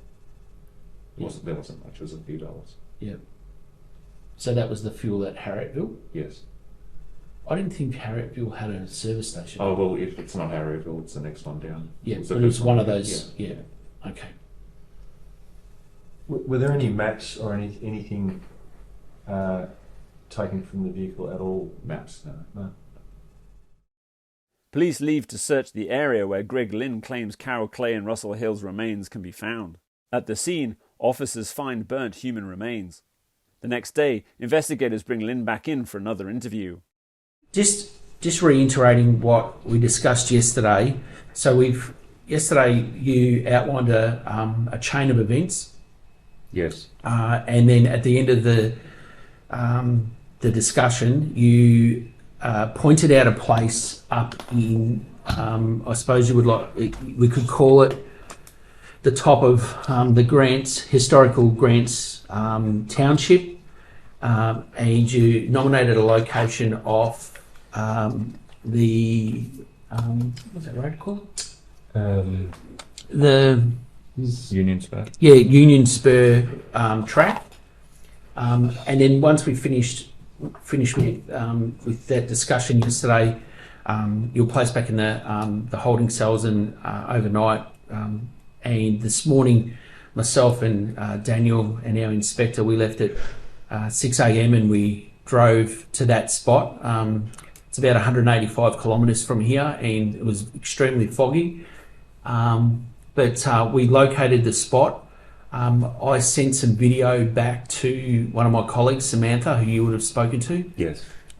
She showed you the video. Yep. And you confirmed that the location where we were standing is the location you suggested at Union Spur. Is that right? That's correct. Admittedly, the video was quite poor because of the fog, but you're able to mark a spot and advise me. I spoke to you on the phone, and you're able to advise me where to walk and in what direction, etc. Yes, it looked like it had been graded over, but that was the spot. Yeah. Okay. Great. Look, we'll work that through at probably next week. We'll try and assess the scene, and we'll work through that process. What I wanted to do today, I just want to finish off with a couple of points. Firstly, is this the shotgun that you referred to as a Berethan or Berethan? That's my Berethan Arms, yes. Is that the shotgun that you were arguing with Russell? That is the shotgun. Okay. Can you outline how this firearm works for me? It's a straight pull shotgun with 5-round box magazine. So the box magazine fits in here. Yep. Catch on the left-hand side, and the straight pull mechanism on the left-hand side. Okay. With this firearm, so it's obviously got a pistol grip. Yes. So is there a particular way to hold the firearm when you use it? Or how does this firearm work when you're actually holding it and using it? Normally a shotgun is usually the standard under and over, or Yep. type. It has extendable stock. Yep. So it's only not extended when it's in storage, extended for use. And I have it set up for right-handed. I'm right-handed, and so the action is on the left-hand side, and stop in the right shoulder, right hand on pistol grip, and left hand on the foregrip. I have it set up for thick forests where the light is lower, and that's why I have the red dot sight and the laser sight. So it's only for hunting in confined quarters where you're not going to be shooting for more than 20 or 30 meters. Okay. And you said it takes a magazine from the bottom. From the bottom, yeah. Do you know how many? 5 rounds maximum. So it takes 5 rounds in the bottom. Mm-hmm. So when you use it, do you need to, like I'm going back to a normal, say under an over type shotgun, pull the trigger in that sense? Do I need to need to re-slide each time? Yes, it's not a semi-automatic. Yeah. Okay. It's a bolt action shotgun. The bolt action is operated by a straight pull mechanism. Okay. That makes sense. Is the trigger weighted? Like, is it a light trigger? No, it's not a light trigger. It's fairly heavy. Yeah. Yeah. Okay. So for me to use that gun, essentially I've got to pull the slide back before all action. Mm-hmm. And then obviously once it's just like a standard firearm, pull the trigger and it goes off. When I say that it's heavy, it's not like a competition pistol or competition rifle. Yeah. It just, It's just they're very, very, very light. Yeah, I know. It's just standard. Yeah. Okay. Have you modified that firearm at all? Just with the sight. But no other modifications to. No. Yep. Nothing. So that's standard as it comes from the factory. Yep. How long have you had that one for? I bought that early 2020. I purchased it primarily to go hunting pigs in New South Wales sometime in the future, but you can also hunt for deer with it as long as using solid shot. So I brought that along in combination with my other hunting rifle, the hunting rifle to use in longer range situations with good lighting and for a thicker forest during daylight. Of course, you're only allowed to hunt deer in daylight. Yep. I would use that. Yep.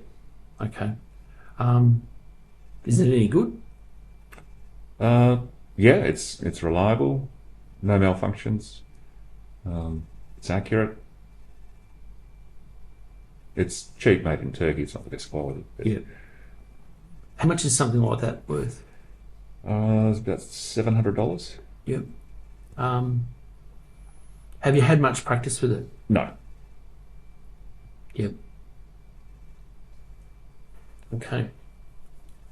But before I go on, so imagine yesterday we were talking about with the firearm that you had the barrel. Where was your hand placed on the barrel? Can you remember? In here, So you're referring to just after the foresight. yeah. So essentially, just after the foresight, between the sight and that in that part of the barrel. Yep. Yep. Okay. Did you have your hand anywhere else on it? My left hand was on the stock. So down on the stock. And then you said that Russell had his hands on it. Where was Russell's hands? He had one hand on the pistol grip and the other hand on the forestock. When I reached up for it, all I could see was the barrel, and control for gun safety, controlling muzzle direction is my primary concern. I thought that I might be about to get shot in the back if I made a run for it, and that's what I reached up for and grabbed that with my right hand, and I was just focused on that. Yep.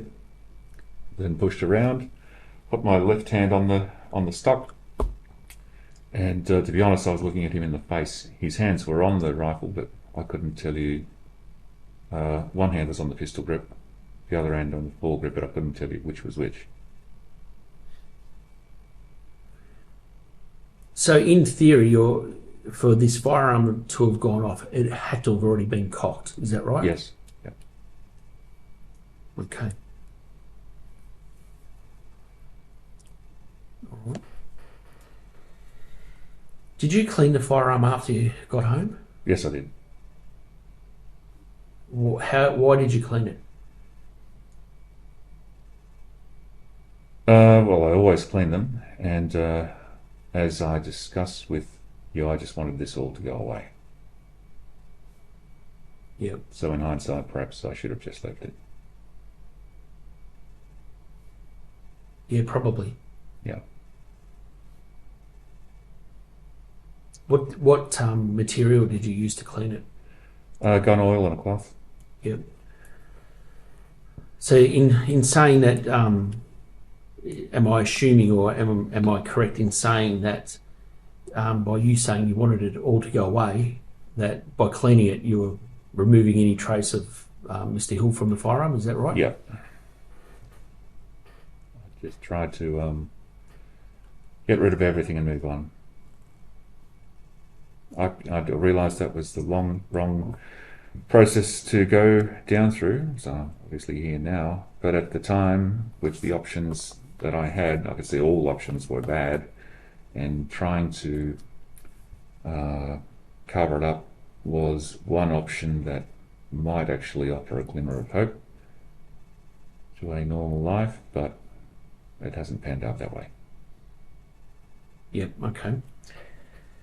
Now, I've got a number of photos that were taken by our crime scene unit. I'll start with this photo.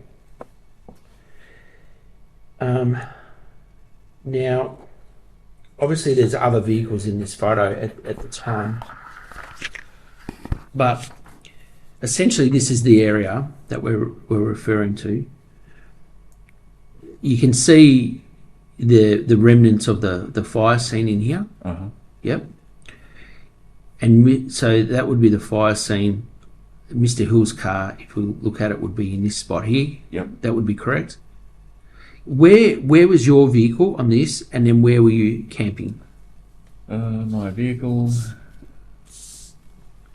I don't remember that campsite thing there. My vehicle was in here. Yep.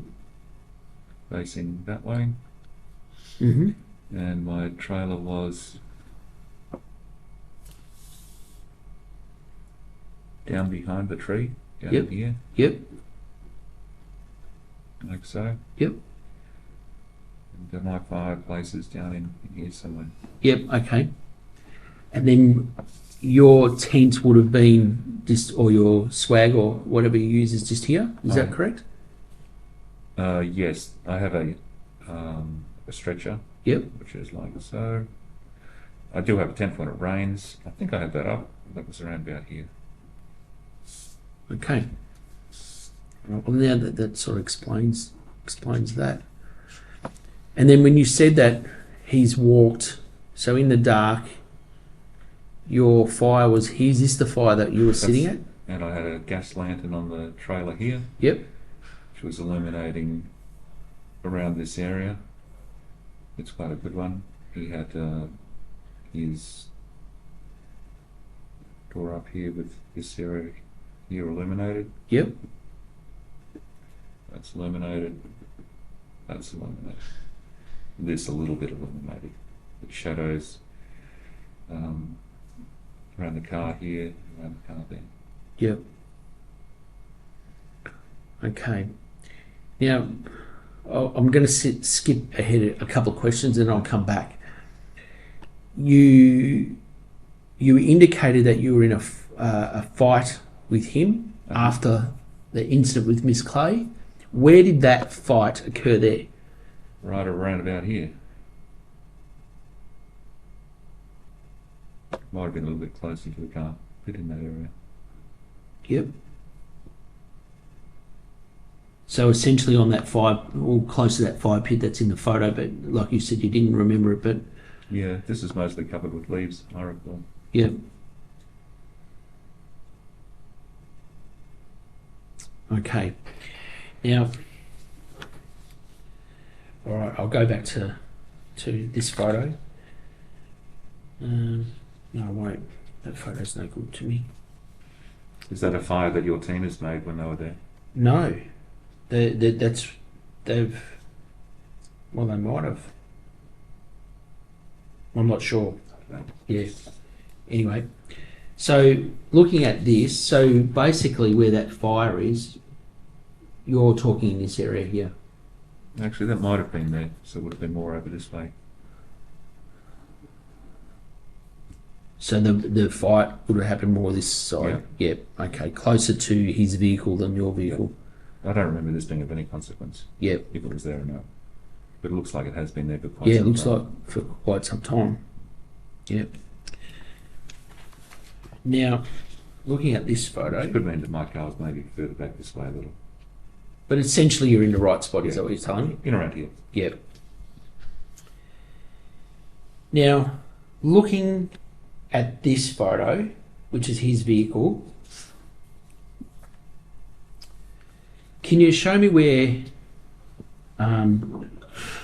so that, obviously that's where the tent was, Yep. and I'm taking he had a tarpaulin with the ropes, is that right? Tarpaulin or something with these ropes? Burns? I don't recall. Burns, are they? Yeah. I don't know. I don't think so. No? Well, I'm just wondering what this these burn marks are. That's from the fire, I think. Yeah, okay. Now, where... There was a gas bottle in the fire, yeah?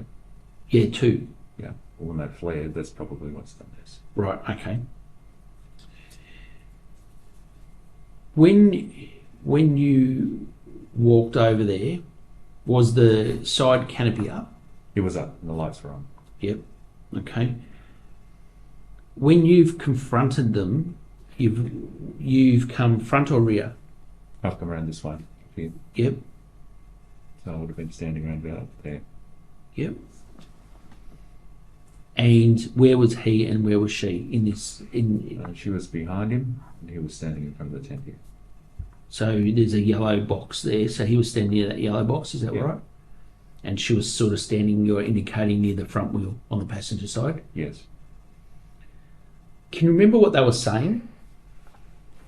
She was telling him to stop it. I told him to give me the shotgun back.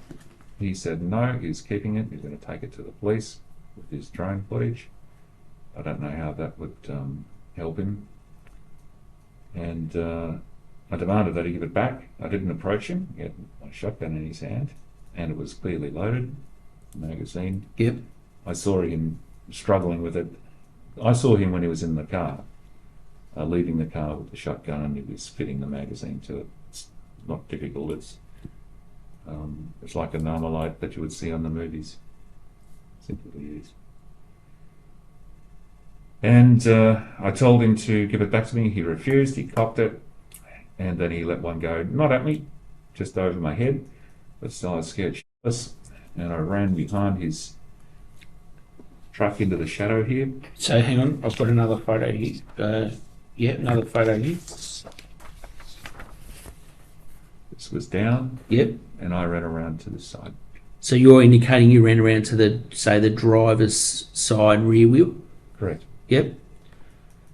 He then cocked it again and let another one go. And now I was really scared. This part, where's that other picture? This one. Yep. This was reasonably well illuminated. You could see everything going on here. Yep. But being behind the car, it was a little bit on the dark side. So I chose to stay there. Yep. I can hear some movement. She was yelling at him to stop it. And then I saw I could hear him coming around this side, and I moved up towards it. I saw the barrel, and I thought this is going to be my only chance to make that safe. Yep. And get it off him. And that's when I reached up with my right hand, grabbed it, and ran around to the front of the car. Yep. Okay.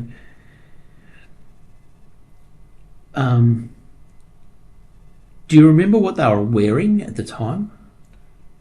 I wasn't really focused on their clothes, but later on I noticed that she was wearing her pajamas, and I think he was wearing something similar.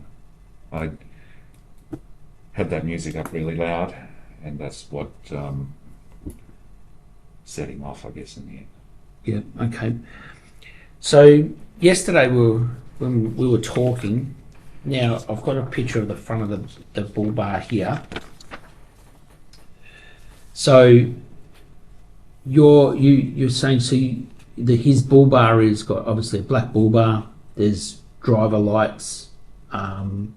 So where on the front were you positioned? Can you remember? I was down here. Yep. So you're down at the rear wheel. Shadow. Yep. He was here, looking over the right-hand front part of the bonnet. So you're sort of indicating with your finger the headlight. Yep. Well, that's where the right Yep. was above the headlight. Yep. And with my right arm, I grabbed the barrel, pushed it around like so, Yep. to this way, and then his back was against the bull bar. I pushed him back and I told him to let it go, but he wouldn't. We wrestled with it, and because he was pushed backwards, he was a bit off balance, and I thought I could get it off him. And we struggled with it, and it was at around about this position where it went off. I went through that side view, which is now gone, would be about there, I guess. So I've got a picture of that here. So I've got a picture of the mirror. Well, the mirror frame. So it's gone through the mirror frame, or the actual mirror. No, through the mirror. Through the What glass. was left of the mirror? Oh, it was the mirror with a hole in it. So did you remove the mirror Yes, from I the did. frame? As a part of the ill-conceived plan to cover it up, I knocked the mirror off. But it was sitting there like that. There was some glass on the ground. I picked that up as well. Yep. How did you get the mirror off? I'm struggling to remember now. By that stage, I was in a bit of a panic. I think I just belted it off with something. I'm not sure. Yep. So I suppose we've skipped one step there, but so it's gone through the mirror. Did Miss Clay yell, scream, or did you just? She was in the background, and I wasn't really focused on her. I was focused just on him and controlling that muzzle and making sure it didn't come near my head. And I was aware that she was in the vicinity down here. She was screaming at him to stop it, Russell, stop it. And I couldn't tell you whether she was kneeling down, whether she had fallen down and was getting up, or even which way she was facing. I wasn't focused on her at all. Yep. Until after the discharge, he glanced around and he saw that she was down, and he immediately let go of the shotgun. And he moved around to the left-hand side of the car to attend to her. I didn't go there. I took the shotgun immediately. I wasn't sure how many rounds were still left in it. And so I worked the action, pulled the trigger, let one go, pulled the action again. It stayed open. I knew it was empty. I knew the mag was empty. I took it back to my car. And I threw it in the doors were all open at this stage because the speakers are in the doors. Yep. And I threw it in the back seat, magazine in there with it, shut the doors and turned around, and that's when I saw him advancing to me. Okay. And then you said yesterday he had a knife in his hand. Yes. In his right hand. Yep. So can you just run through how that occurred? It took me no more than a minute or so to take that back to the car, lock it up, shut the doors and turned around, and he was marching very quickly towards me with the knife in his right hand. It was clearly, it was dark, but you could see it, and I could see the steel flashing in his hand, and he said, "She's dead." And at that point, I braced myself, and I put my left foot forward, my right foot back, and he swung with his left arm initially. I blocked up with my right, and then he quickly moved with his right hand with the knife. I chopped downwards with my right hand, grabbed the wrist. Again, same as logic with the rifle to control the muzzle. I controlled the blade and just focused on keeping that blade away from me. I then came down with my left arm on his elbow to block his arm there to make him lose control of it. But he was still coming forward on me, pushed me backwards. He fell on top of me. So you fell. Backwards. Yep.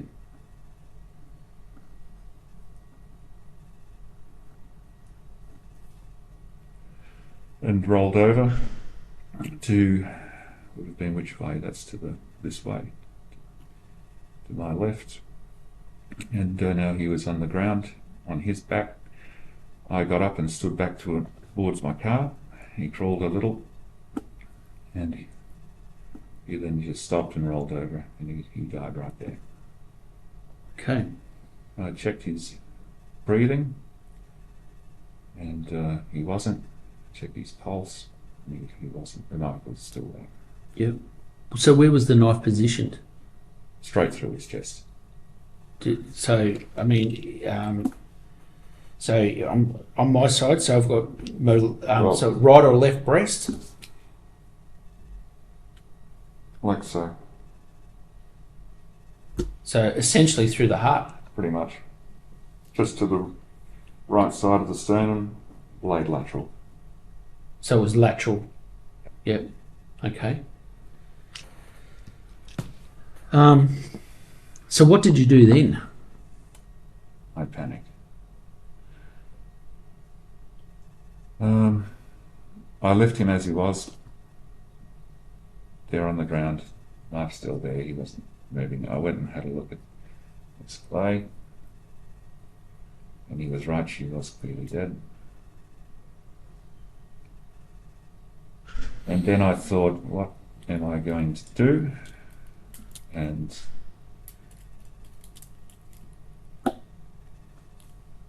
my business, my profession is working decision-making pathways, and you might think, well, I made a terrible one here, but quick decisions to try to come to the best outcome, that's what I do.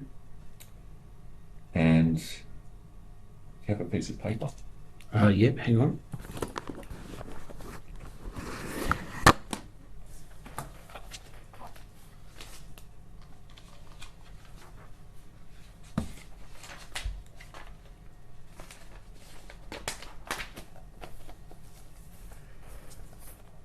None of my decisions, whichever pathway I took, was going to make any difference to these two.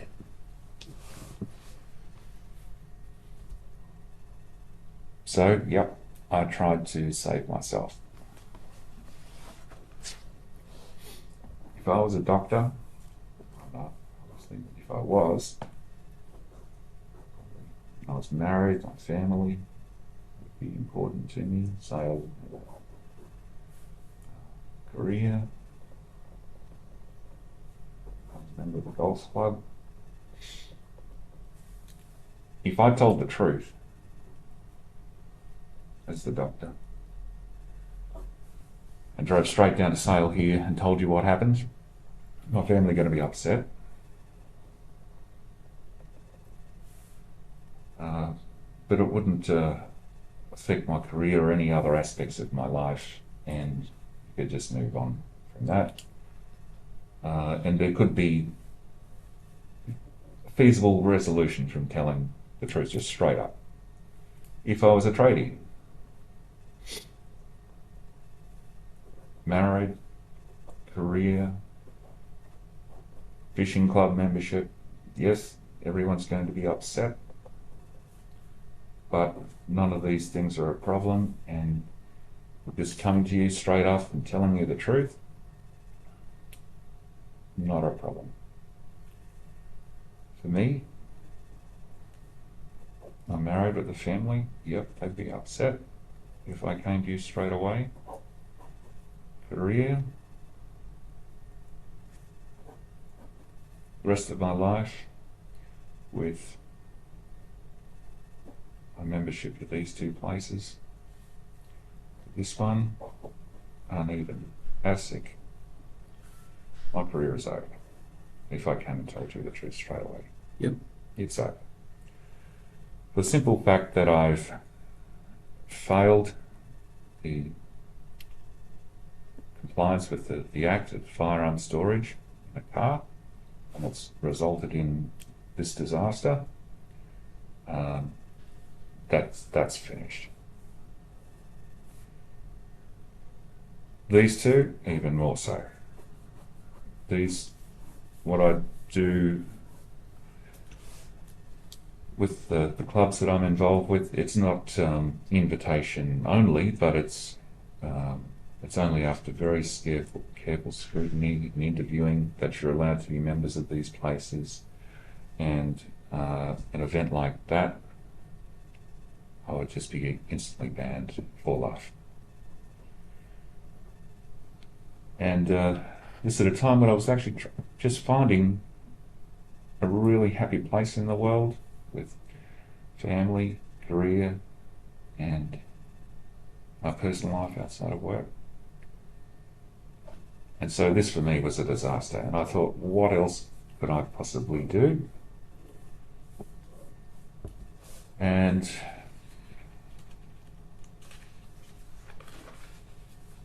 if I covered it up,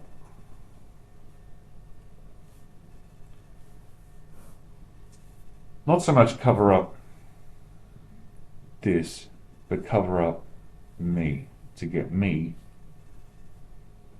make me disappear from the scene.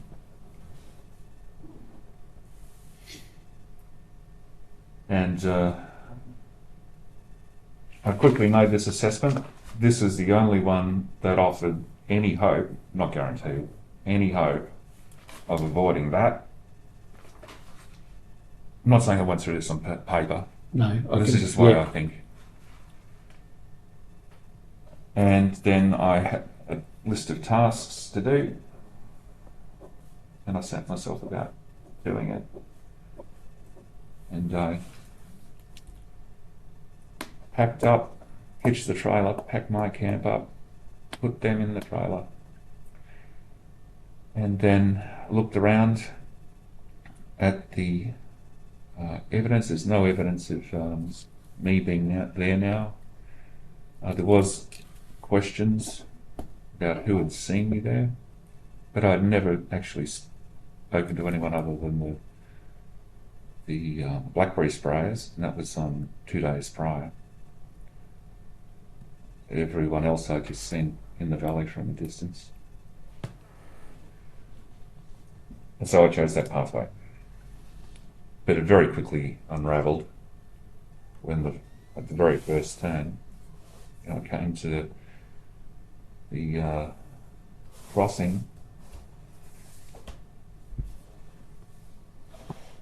and it was closed. Oh, that's you indicating the Woonongeta track that goes out for Riley's, Van Diemen's to Myrtleford. Yeah. So your witness heard me there, but now I was already on this pathway.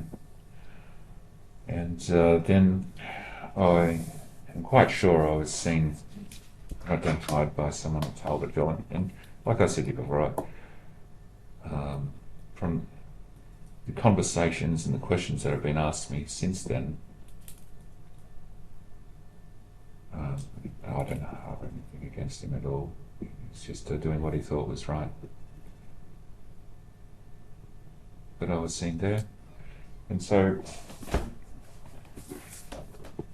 this had the potential of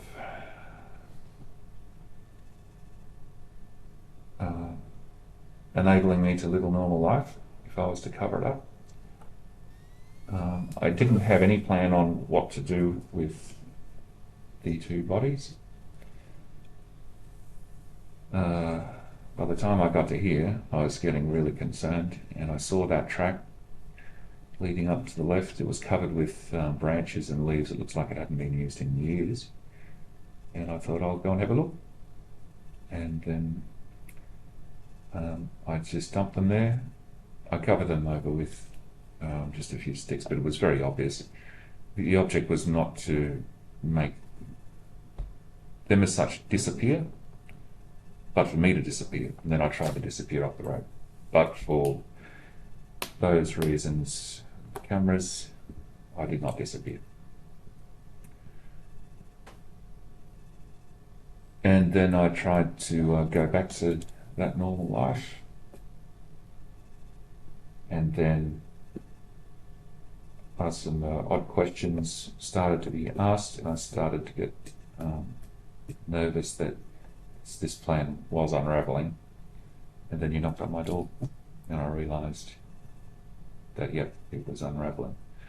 And then, at that point, I realised that I had to go back. And that's, I had to wait for the lockdown to finish and for the roads to reopen after the snow, because this is all locked off in the winter time. And I'd steeled myself for the task, and I allowed myself one night to do it, and I disposed of the evidence, and there's nothing there now. I told you where it is. You'll find evidence that there is a site there, but there won't be anything else. Well, just on that point, before I go back and ask a couple of things in relation to the other. So, you're right. There's evidence of a fire, of previous fire, but you've indicated that there's no remains there. How did you get rid of, like, the human body, and two of them contain some really, really large bones? There's nothing there. I was surprised.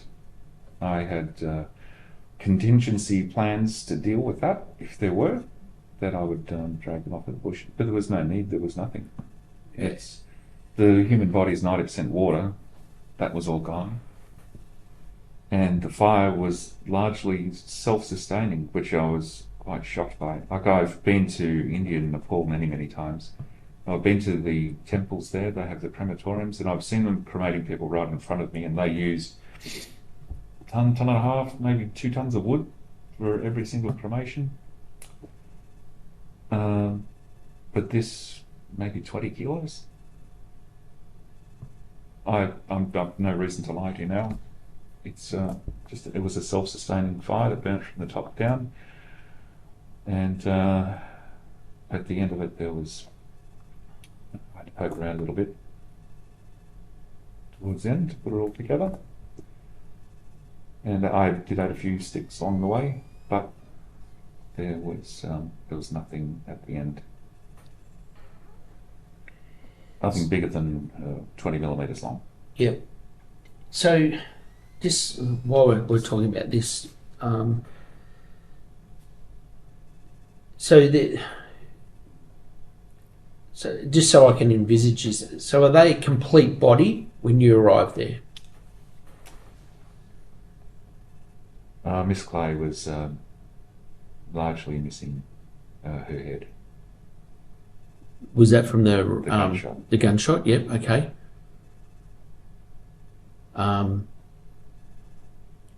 Did they have watches, jewellery or anything like that? I didn't notice. If there was any on there, it would be there. Yep. It didn't take any. Were they fully clothed? Yeah. Or the clothing that they were in when... They were in the clothes that they were in. Yep. I hadn't tampered with their bodies in any way like that at all. Yep. I just transported them, put them there. And then when I realised that the plan for me to disappear wasn't working because I was now on your radar, that's the reason why I went back to make that evidence disappear. Okay. Mr. Hill is 6 foot something. He's pretty big. How did you get him all in the fire? I just started the fire at the location where they were. Yep. On top. Was the fire obviously large then? No, it wasn't. It was surprisingly small.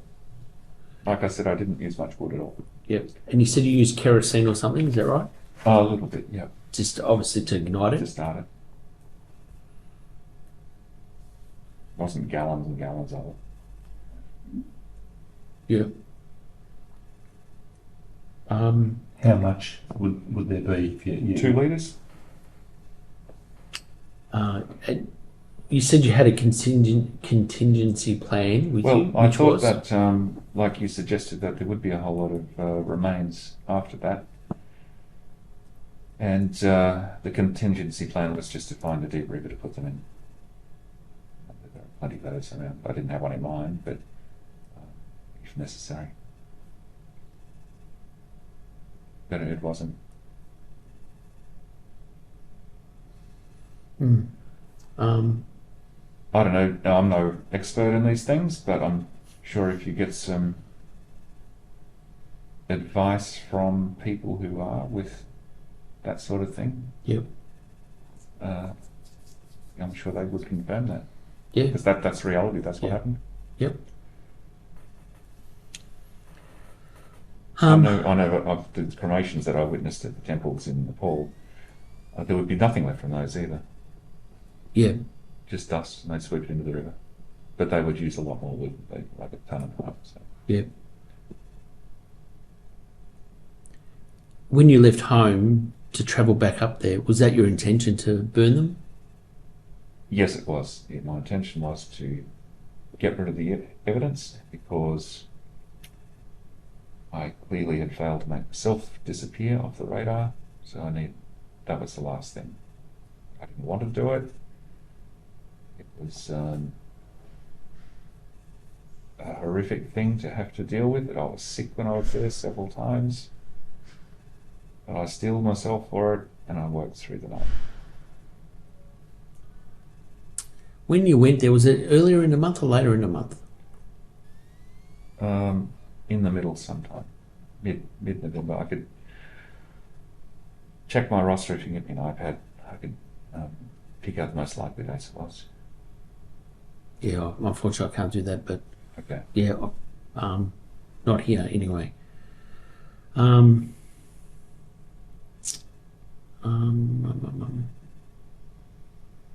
you said you worked through the night. Did you stay anywhere, or is I stayed there at the location. Yep. So you drove up, did that, and then drove home. Is that what you're telling me? I was exhausted after that, and I drove to a campsite on the way home. I was south of Walhalla somewhere, and it's in the state forest. I just found a place to put the stretcher up, and I slept there. Stayed there a night to recover. Was there any were there any bones missing when you went back? Was there any degradation from animals? A wild dog, I assume a wild dog or a fox, had been at the site, and there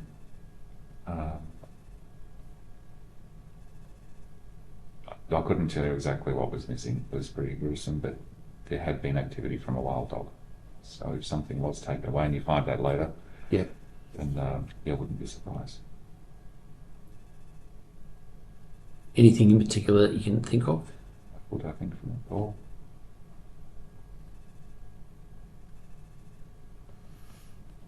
If we go back to the car, Yep. so his I'll go use this photo again. So we've got the photo of the burnt side of the car. Was there any blood on the car from Miss Clay? On the car, not so much. There were a few spots here and there, but there was lots of blood over the furniture and a deep pool, very deep pool, spreading on the ground. Did you clean or wipe the car before? I went around it and I can't really remember which rag I used, but yeah. But I could see I wiped off.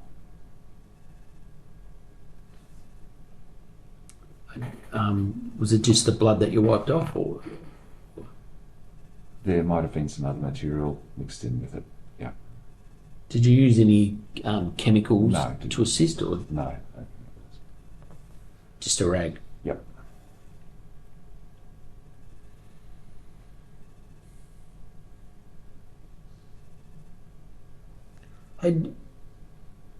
Had you spoken to them prior to the whole incident? As in prior to the several times. Yeah, but prior to the buzzing with the drone, when they first arrived, or when Yeah, you first absolutely. arrived. When they first arrived, I saw those two cars screech to a stop and him pull quickly down into the driveway. I came up from my campsite, and the guy in that other car, you probably would have thought we were friends. So, g'day, how are you? Nice to meet you. Okay, I'm Greg, Russell, blah, blah, blah. So, yeah, just regular greeting at that point. He said he's going to set up camp there, no problem. I went back to my camp, and then it was the next morning, I think, when he told me that he didn't mind the deer, implying he didn't like deer hunters, deer hunting, and that they were up there, which actually really struck me odd at the time. They were up there because they were remembering a deer hunter who was killed while deer hunting. And she popped and said, accidentally killed. And he was just grinning at me, staring straight at me like that, grinning at me. I thought, it's something between those two. I didn't think much more of it, but it just seemed odd.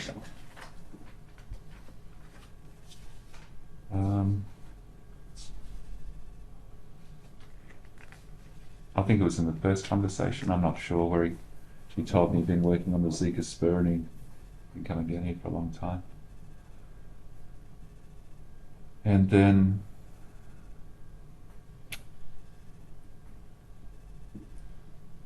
another conversation we had, which was getting more complicated by now, after the 2 drone sightings in the morning.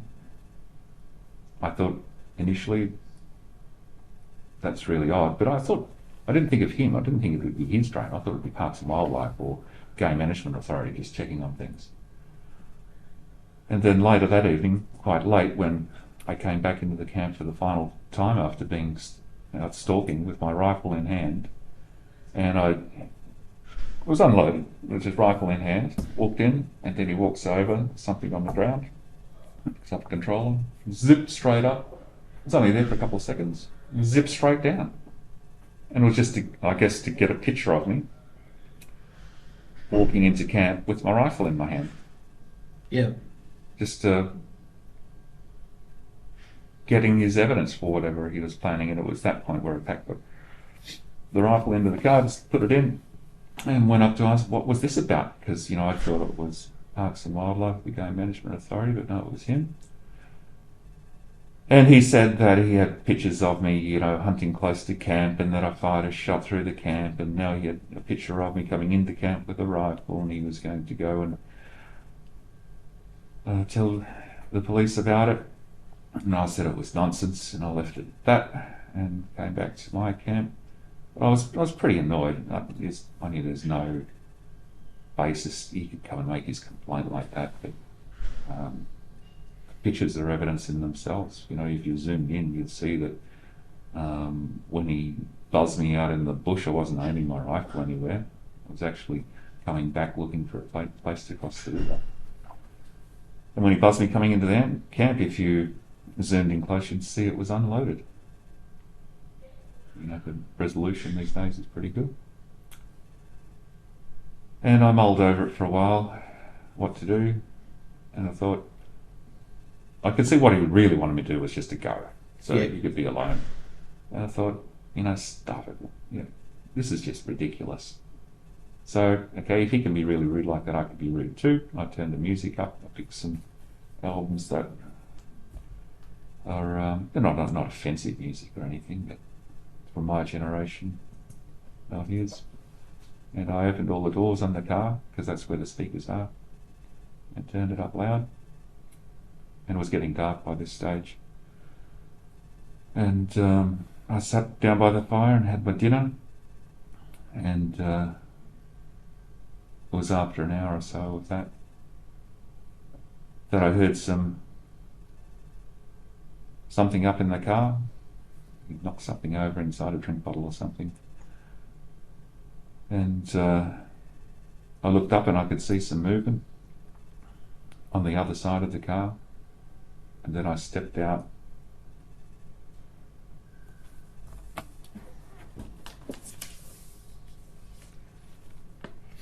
over to around about here.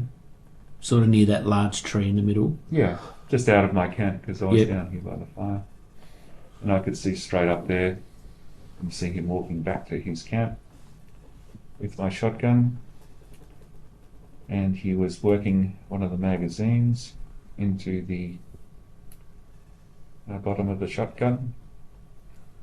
He would seem to be struggling with it a little bit, but by the time I'd got up there to confront him, he'd worked it out. And I had them packed away in their bags, the rifle and the shotgun in the back seat, but they are not lockable bags like I have now. And normally the car would be locked at night time. I just didn't think, I thought I'd put the music on and open the doors, but that actually just made it easy for him to get in. The ammunition wasn't with them. That was in the front. In the morning when I decided to go hunting, will I take the shotgun, will I take the rifle? And I loaded both magazines. They were in the front, and because it was a sunny day and the forest on the other side up here, it wasn't really thick, so I thought the rifle would be the best option, and I ended up taking that. I locked the car up completely when I leave. It was only because I had the damn music on that I had it open.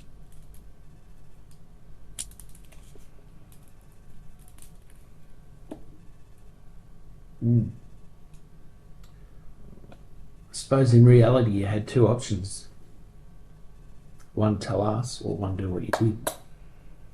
That's it. And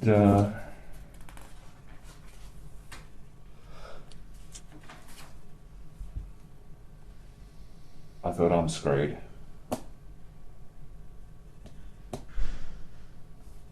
And so I panicked. I should have done that, but I panicked and I chose this. And now it's even worse. Yeah, I'm not going to lie to you, yeah. It's much worse, yeah. But that's what happened. Okay. What were you wearing? I think it's exact same shorts, or same type of shorts, but not the same pair. All my own clothes as a part of this I actually burnt, but I really like this pair of shorts, and so I have several pairs Where did you burn your clothes? in my fire. Before you left? Yeah. Yep. I just put some other clothes on. I couldn't tell you what I was wearing. I would have had the shorts would have been burnt. Can't tell you what I put on after that. Can't remember. I don't know. But, did you end up with any blood or anything on you? on my clothes, yes, that's why I burnt. What about afterwards? When you pulled them out of the trailer and stuff? I think I actually burnt those as well down at where I stayed at the Pines. I can't be sure of that though. I'm not sure.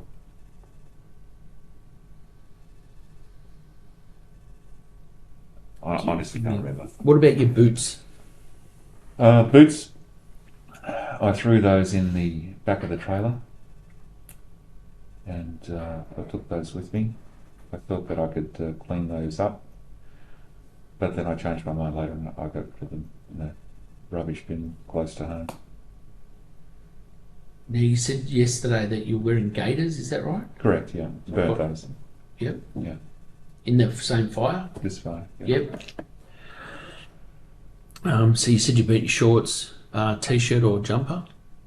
Everything I had on. Yeah. I forget what it was. Okay.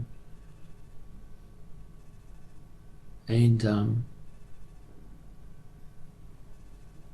what about their shoes? Neither of them. I can't remember. I don't think he was wearing any.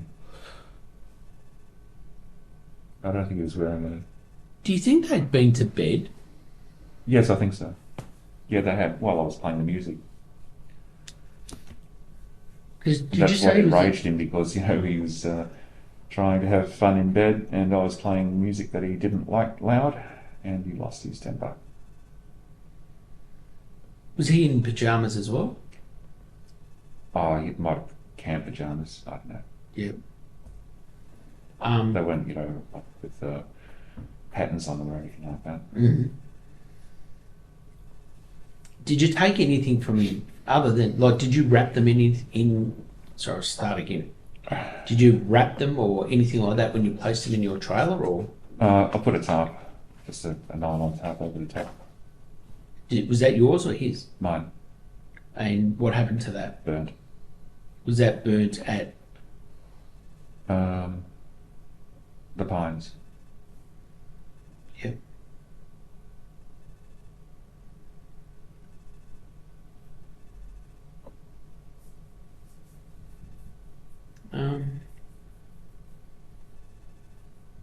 And then you said that you took some cash. Do you remember how much cash? Oh, it wasn't much, $30, $40. Yeah. Yeah, I don't carry a lot of cash myself and I didn't want to be using credit cards to try and help with that plan. I don't need the money. I'm not a thief by nature. No, I'm not saying that. I'm No. just, yeah.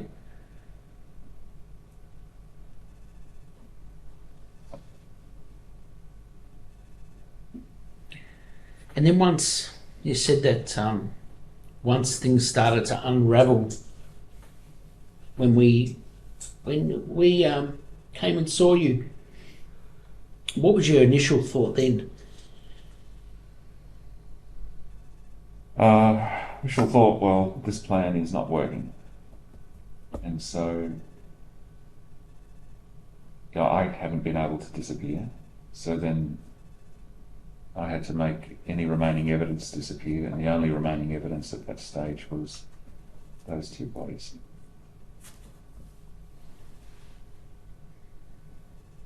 Yep.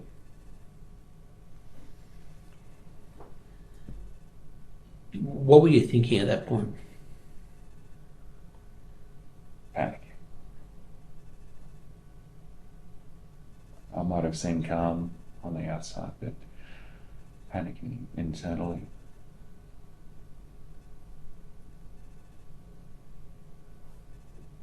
Yeah.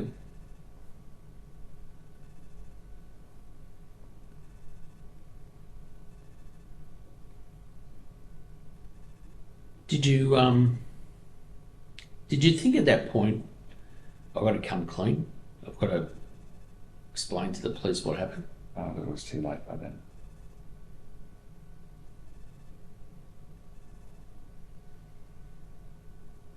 What did you paint your car?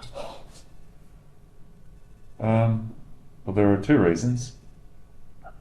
Oh, one is the obvious one that, you know, you'd be looking for a dark coloured one.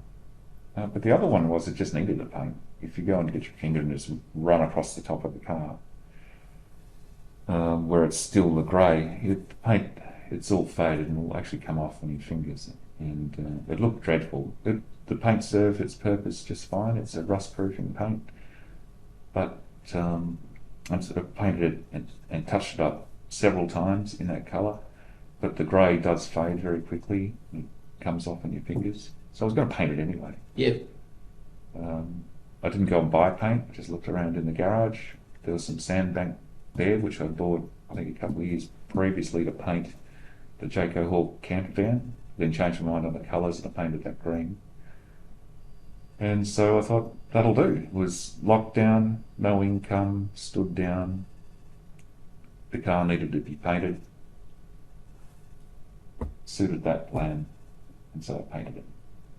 And look, it's the car to me, most people would consider a car to be something of prestige, but for me it's just another tool like any other tool in the garage, like a hammer or a chainsaw. It just needs to be functional. It's not a status thing for me, it just needs to do its job.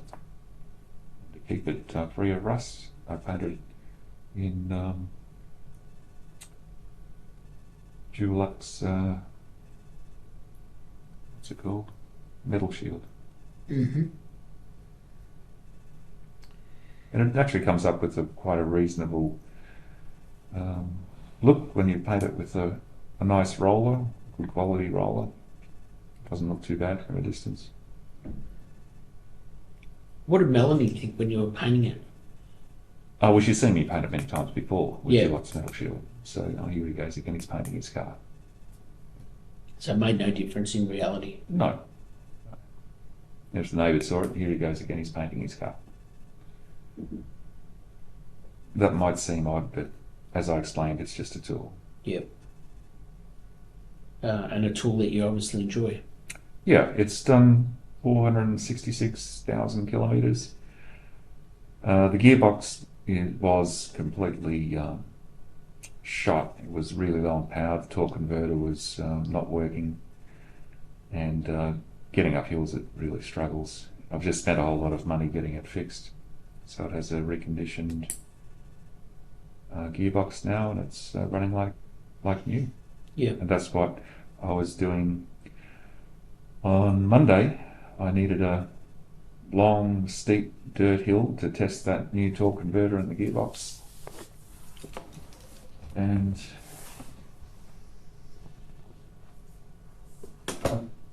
Tambourine Road, that ticked the box. Yep.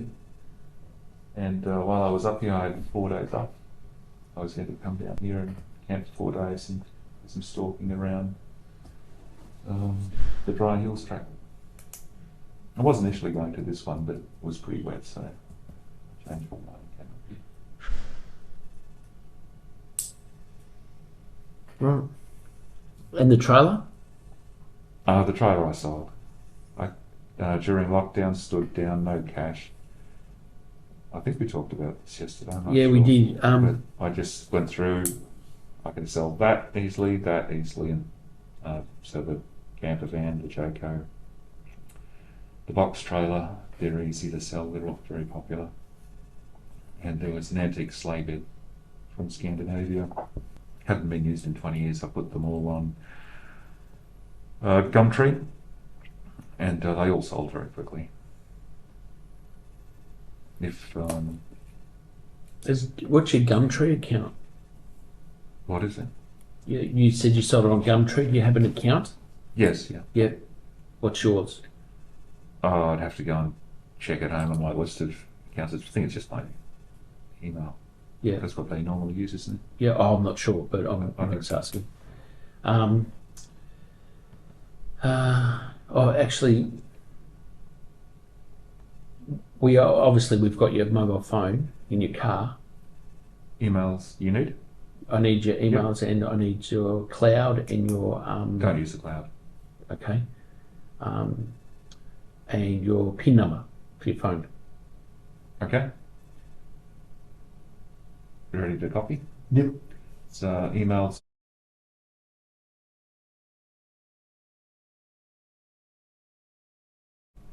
at yahoo.com. Yep. PIN number for the phone.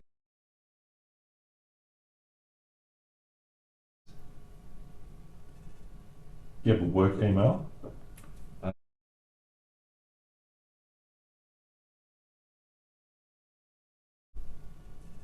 At jetstar.com.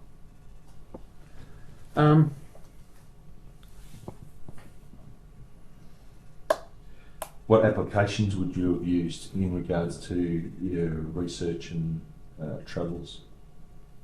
Applications that I would use in research. Oh, Yeah. Google Earth, you mean?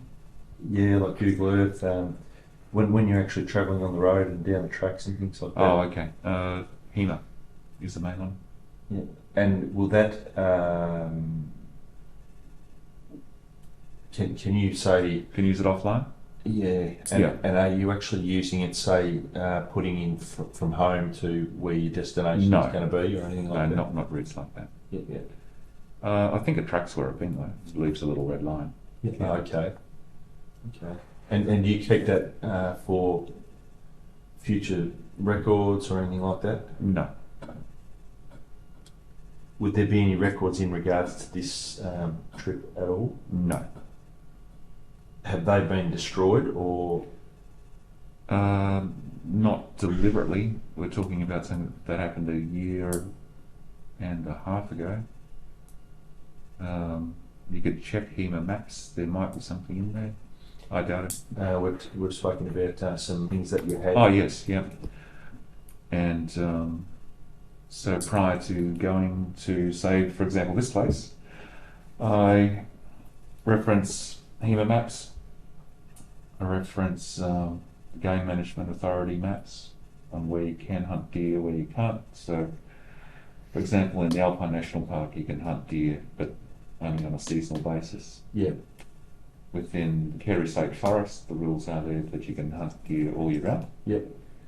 And it's different from place to place. Yeah. Those maps define what those rules are. Yeah.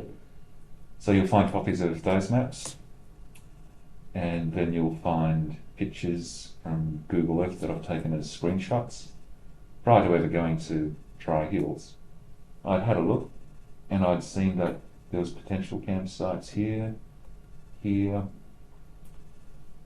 and I've been through the pictures and picked out what looked like thick forest, what looked like grassy valleys, where would the deer most likely be moving through. Yep. And so then pick a place to camp and then potential areas to go stalking. Yeah, fair enough. And you'll find on that those plans, I've actually made a little former, or a list if you like.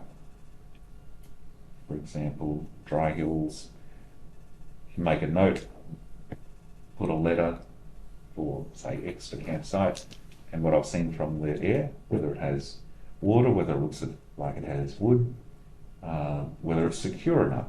Secure being, is it on a main road? Is it isolated? Is there likely to be a lot of traffic through there? Yeah.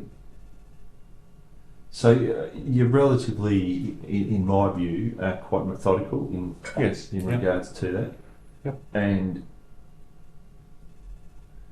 have the plans like what you had on this occasion always been the same sort of planning process, or what is different in regards to the Wanangata track to this recent trip? Well, this methodical planning has developed really since then, because of the lockdowns I had a lot more time to go through this methodical planning. Yeah. With the Wanangata, I'd had a look on Google Earth, but I hadn't actually written anything down on where to go or where to potentially camp. You will find in that map folder a section on the Wanangata. Yep. And that if I was to ever go back there, I mean, so it won't be. But up this end would be a more secure area to camp, and up here where the other hunters have camped would be more secure, and to go hunting up the Zika Creek or the Ridge, these are more isolated and more remote and would be better places than where I went up this valley. I did go up here, which was good, but there is a walking track up there that's not so good. I'm not sure how many people use it, but potentially. Yeah. No, I've used the same plan, same template if you like. Travelling overseas, use Google Earth, just flick through Southeast Asia, which is the thickest patch of jungle you can find. And it was Laos, and just zoomed in, picked a river. It's not going to be too rough, not going to be too easy. It's got a bit of a current, not too many people.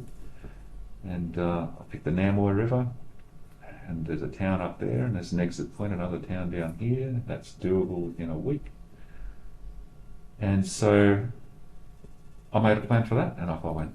And flew into Thailand, another flight into Laos, and then buses, and got all the way up there. Jumped in, and I found out that it was actually like Burke Street, Melbourne. There was people everywhere. But that was problematic in itself. But that's the logic. Yeah. Brett went over some things in regards to the struggle and the confrontation that you've had with Russell Hill. Yes. In that event, did you end up with any injuries? I had bruises. From where I fell over on my back, I was bruised a little on my back and on my chest. And I do bruise easily now, I'm 55. So there's no penetrating injuries, no cuts, just bruises. Okay. And they weren't that bad, they were just light. And at that time of the year, would you normally say on a warm evening or whatever, just wander around your house without your top on? Sometimes. Were these injuries noticeable by others, and would they question you in regards to them?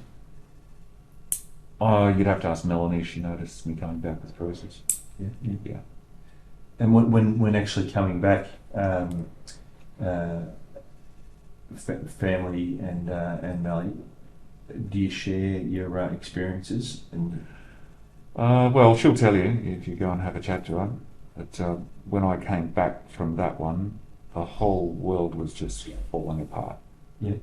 That was on Sunday the 22nd. Yeah. And I'd spoken to her on the Saturday, and she told me, Greg, the whole country is going into lockdown. This is absolute pandemonium. And I said I could tell something was up because of all the cars just driving every which way on every road. Yeah. She said you can't buy toilet paper, you can't buy cleaning stuff, the stores are just emptied. And right, okay. And so the Sunday when I arrived, she took me to the refrigerator, and she had up there a COVID plan that she'd taken from the paper. And spent the whole afternoon telling me about what I'd missed the past week as the world was unraveled. So that was how that day was spent. She didn't ask anything about my trip. Yeah. Because there was so much else going on. And did that give you some comfort that she wasn't Yes. really interested? Yep. Camping's not her thing anyway. Yeah. Yeah.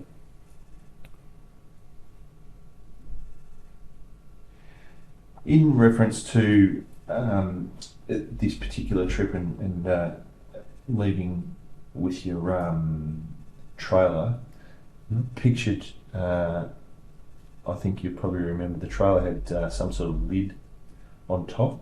It's a table. Okay, and is that like a homemade? Yeah, I just made that myself. Yeah. That you can take off and it has legs, or No, you just- utilise it no, whilst on top of the trailer? Just for quick camping, you just drive in, pull up, park, put your stove out, make your tea. Oh, so it's used as a platform potentially, Yeah. and you, how then have you access of what is underneath it? And through the tailgate. Okay. It doesn't cover the whole trail. Have you still got it? That is out the back. Yeah, that's been cut down though, and it's fitted underneath. Is fitted to Bunnings sawhorses, so it's just another table now. Yeah. Feel free to look at it if you want to. In order to get the bodies into the trailer, did you have to take that top off? No. How then were they put in? I just lowered the rear tray and lifted and rolled them in. That wasn't easy. What else was in the trailer? You're testing my memory now. There was a jerry can and just odds and ends. Just a camping stuff. Yep. Would you have had like gas bottles and things in there? No. I only carry a small gas bottle, and that would have been in the car. Yep. Would you pack things in containers with lids that you could put in, say, all your... Not in there. They're all in the car. Yep. What about your chainsaw? In the car. Yep. In reference to the fuel container in the trailer, Mm-hmm. would that be 4-stroke or a 2-stroke? That was a jerry can. That's extra fuel for the patrol. For the patrol, all right. And so, I think I had it. yeah, where would you have had the, Tied it at the front, if it was there. for the, you're talking the jerry can? Yep. Okay, if you take a chainsaw, have you got a kit in regards to your sharpening tools and? I've got a box with chainsaw written on it at home. Yeah. And that's all in the car? All in the car, yeah. All right. You don't mind the smell of fuel in that? Not in that car, it's not noticeable. Right. It's the old beaten up truck that just takes you where you want to go. And the chainsaw, it leaks oil like all chainsaws do. Yeah. It doesn't Yeah. matter. You have the back seats down, like. On that trip, that was before I put in the gun cabinet in the back. Yeah. And so the seats would have been up on that one.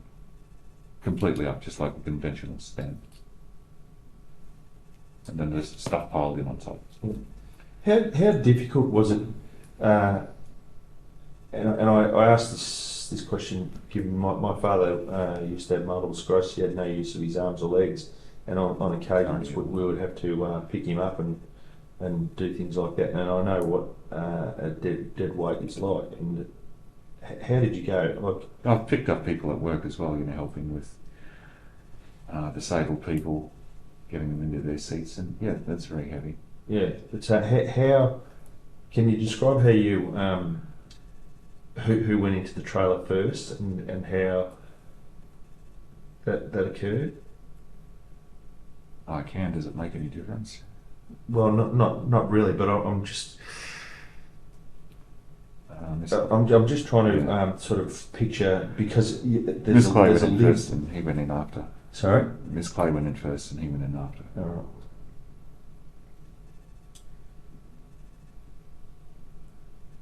Would they have gone in legs first or up torso first?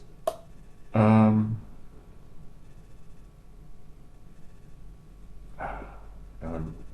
really can't remember. I think it was Did you have to neither.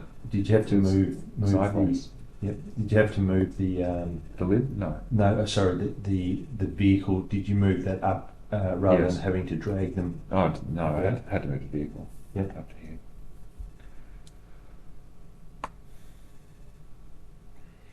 Now your exit that you took. Yep. So what time do you think this happened? About 10. Yep. Okay. And then,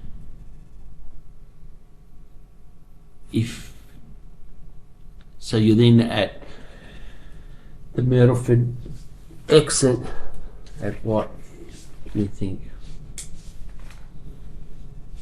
Oh, not until. I think a witness said it was around about midnight. I think it was later than that. It was more like 1 or 2 in the morning. Yep. And then you've left there. You've then travelled. Did you know where to go to get out, or did you? How did you? I had been there 20 years ago, Yep. and I knew that there were This one. 3 tracks to get in now to Wanagata, the Zekersburg, this one, and the Wombat Range. Wombat. So how did you navigate from let's say the station, Wollongata Station? How did you navigate from basically that end? Did you use maps or did you just sort of follow the track? I followed the track, and Maps was telling me where I was on the track. Yep. It wasn't difficult. Did you do the river crossings? Yep. Was the travelling at night daunting or? It is much more difficult at night because you can't see very far, and perspective is difficult. Going up, going down, it's more difficult to tell. Lots of shadows on the road with all the culverts. It's difficult to see in those shadows. And the only thing I specifically remembered from 20 years ago is that I went in on that track, On the Hern Spur, which is super steep. and it was horrendous. scared the life out of me back then, and so I chose this one.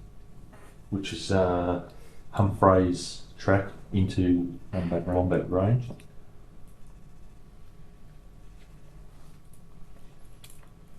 Do you mind if I ask some more questions? Yeah.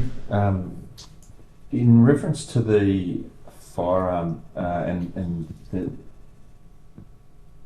when you were selecting which one to take and you've loaded up what do we call them, cartridges, I suppose, would it be for the shotgun? Mm-hmm. How many cartridges did you have In total, yeah in the magazine, or well, sorry, how many magazines? I should rephrase that. How many magazines? 2 magazines, And each of those magazines holds 5 each. right. And would they have been loaded to capacity of 5 each? Well, one of them I didn't load at all. Yep. And the one that I was, like it's only, when you're stalking deer, you're not going sort of, not likely to use more than, that one shot. So I only take one magazine when I'm hunting. The second mag is just if I lose it. Yeah. Fair enough. So, do you remember if that contained 5? Was it actually? I honestly full? can't remember. It's it will take 5, but it's really, when they say, okay, it's a 5-round magazine, but it's very difficult to get 5 in there. Yeah. No problem. So I can't remember if it's 4 or 5. That's okay because you later spoke about Testing it to see if there was one left. yes, and there was one left that you fired. Yeah. Where did you fire it? Into the air. Okay. And do you know where it would have landed? Over the river. On the say the eastern side or the northeastern side of the river. North of the river. Yep, north of the river. All right. What about the rounds that Mr. Clay shot? He shot those to the east. And the In the air. the cartridge itself, what did you do with those? I went around and picked them up, and I can't remember if they were burnt or not. I don't know. All right. Do you remember if you had found the wadding? No, I didn't go looking for those. Yeah. All right.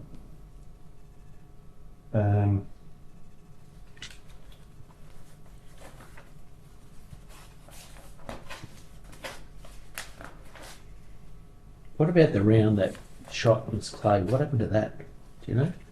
I don't know. I presume it's in the ground there somewhere. Okay. Have you had a look for it? Or could it have been lodged in her head? No. No. Well, I don't think so. Is that because of the removal, the part of the skull that was missing? Yeah. And in reference to the part of the skull that was missing, was that something that you had to collect? That was all put into I cleaned up all of that with a bucket and a spade, and some of it went into the fire and some into the river. All right, and if it's going to the river, do you know where and what river? The Wonongatta River. All right, close to your At campsite. the campsite. Was that would there have been skull fragments or was it? Oh, maybe. Yeah, I wasn't looking closely. Yeah. Did you? So from memory, that bit of river, you can walk down to the river. There's a little section, probably where you were camping. Yes. Is it down that section, or was it more towards there's like an embankment? If you're sort of heading towards the swing bridge, it's sort of an embankment along that section. No, it would have been down towards my camp. Yeah.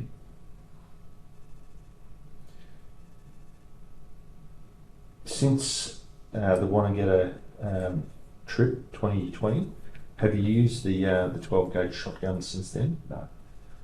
Is there any particular reason for not using it? Well, I've been in lockdown for almost the whole time. It's would it be any reason that the shotgun brings back bad memories? It's I guess that's probably a part of it. Yep.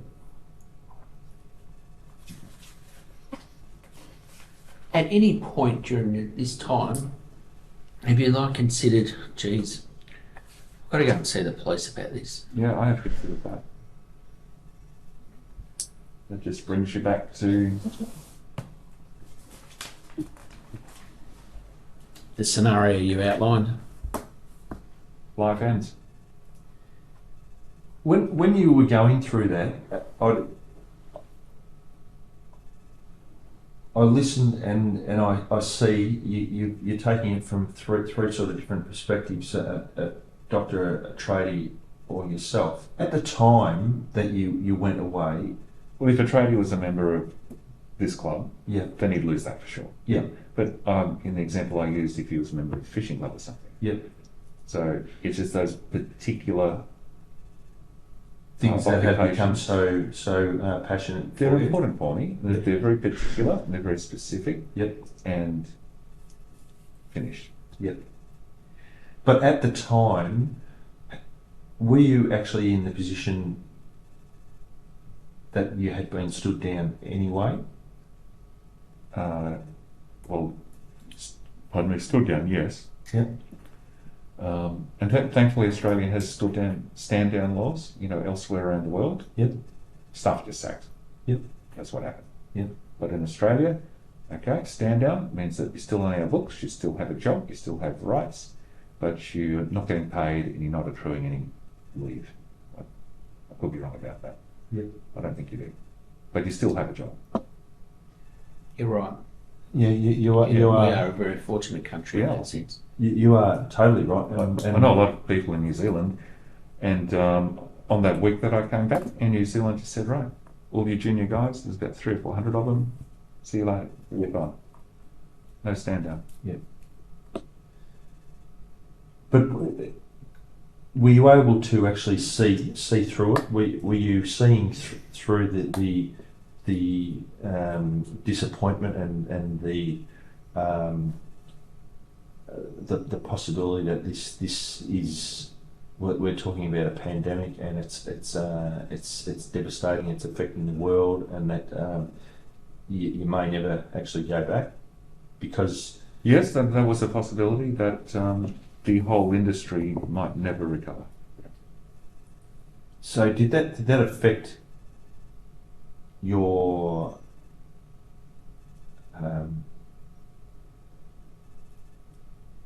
yourself in your own mindset, your happiness in going away? Were you in at like a depressed No, state? I wasn't depressed.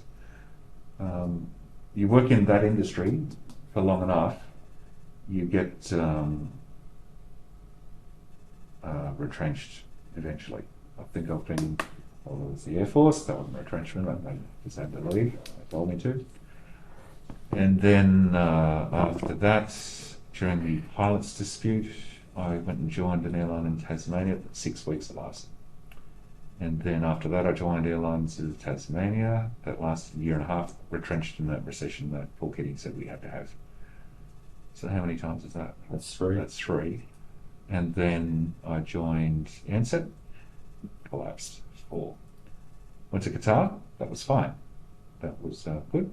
And then to Jetstar, and we've got the pandemic.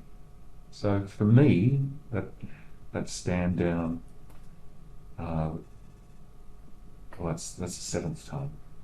A lot of the young kids, it's their first. Yeah. But they will be facing this many times in their career. For yourselves in the police force, you're very lucky. Police are always needed. You're never going to be stood down. No. You're retrenched. But then you're, yeah, you're right. It's a different world out there for that sort of industry, and you just get used to it and roll with it. In looking at how meticulous you are, and in being able to make decisions, and you do them in a number of steps.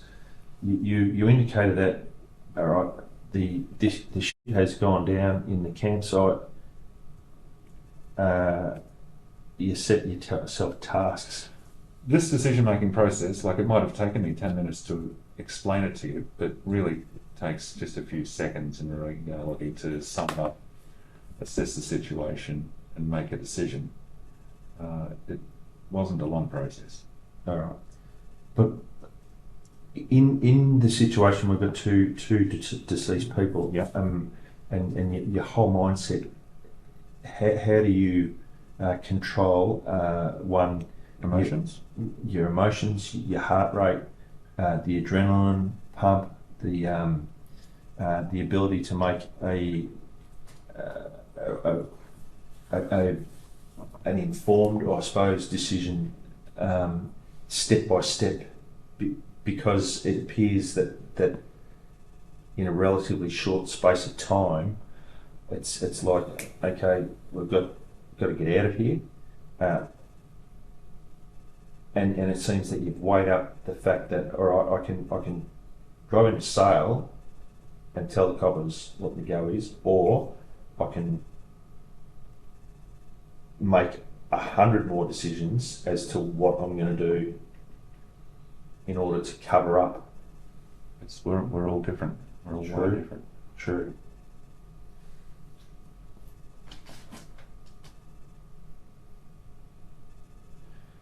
In reference to, you say you think that somebody has sighted you at Talbottville, do you know what sort of time that would have occurred? That must have been around about 7:30 In the morning? I guess so. Yep. If like I was saying, I don't wear a watch, and Yep. I can't recall watching The clock in the car? clock in the car. No worries. Yesterday you actually mentioned, whilst travelling along Cynthia Range track, that it became, it was time that things were starting to lighten up. Would you agree Yes, with that? pre-dawn light. Yeah. And when we're talking about pre-dawn light, we're talking just the colour of the sky. Is that what we're talking about? Yeah. It's starting to lighten up, Yeah. to provide you a bit more vision of, I suppose, the fauna and the areas around. Yes. With it, would you agree with that? Yep.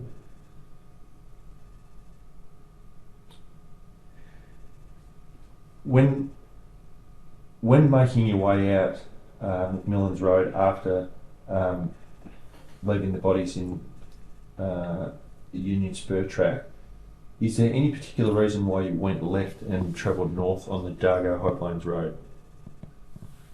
In reference to leaving and going out via Dargo?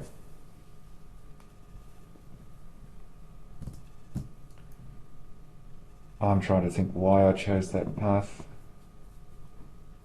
Would you have been weighing up the likelihood of being sighted by more people? Possibly. I can't remember. Yeah.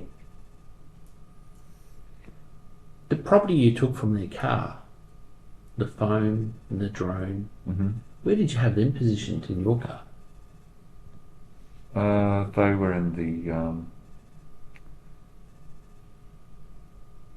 back, in the back seat, in the middle. And where were they located in the packing up, the moving out? Well, because was Russell wearing jeans, shorts, something like that with pockets? Can't remember. Oh, we're Did you have to go through their pockets or anything like that No, in order no. to take anything from their No. position? both the parents were in the car. Oh no, one was in the car, one was still in the drone. Oh, okay. In the drone controller? Or No, the in drone? like hanging underneath it in a cradle. Oh, I see. I see. So when you talk about the phones written in the back and middle of the seat, is that where the drone was? That was there with the And is that where the keys were? I can't remember. What about the knife? That was in there with the phones. Right. Did you leave the knife in his chest? No, I pulled that out.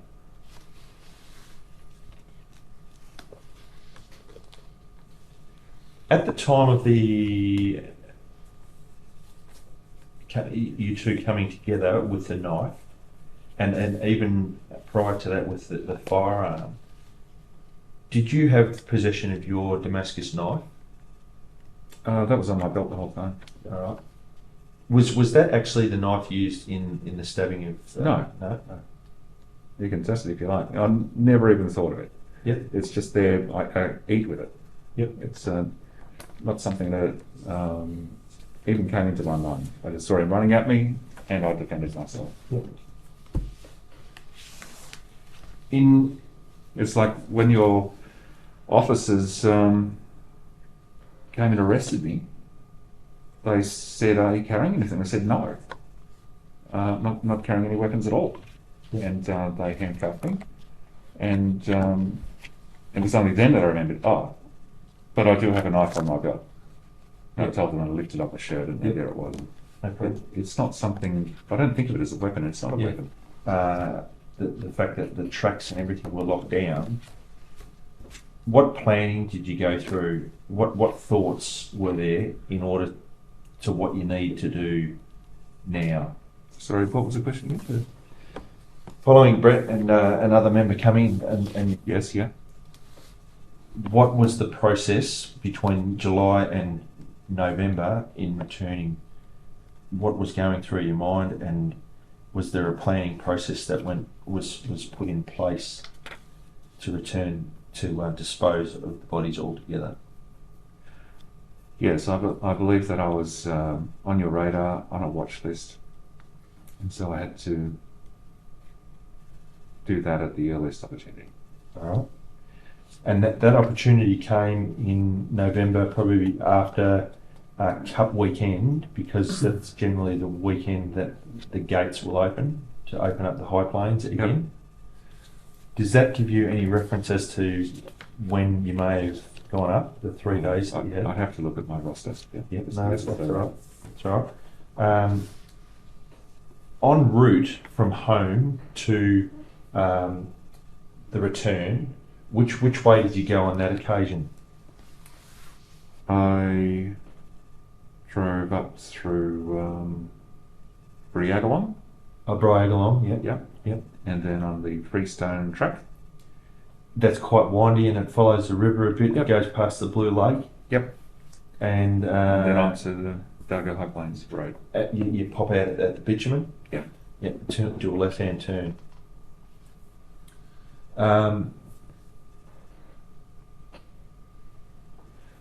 Whilst travelling, was it something that you were regularly checking your mirrors?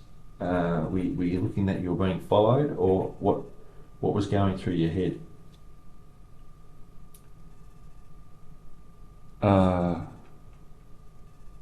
Just focused on getting the job done, that's all. All right. Did you take any implements to assist in the disposal? The shovel and the kerosene and some matches. You didn't take any chainsaws or anything? No knives? Well, I always carry that Damascus steel knife on my belt when I'm at camp. Yep. It would have been there somewhere. All right. Not on my belt while I'm driving. Hammers, splitters? No. No. I don't think about that. Just thinking of knives, the knife that went into his chest, did any of that break? No. By the time that had been burnt, was the handle missing, and it was just, and was it a knife that the handle was on both sides, and the blade went through and became It was part of the handle? just a full tang stainless steel kitchen knife. It had 2, maybe 3 rivets pins through it. Yep. Yeah, I can't remember if it was 2 or 3. But the handle burnt off and it was just the blade left. All right. Or blade and tang. And that went into the big river. Yes. And are we talking big river at Pines campsite? Yes. Okay. Did you hear the phone reacting at all? No. Not at all. Did you turn it on, or were you aware that it was already on? I thought it was off.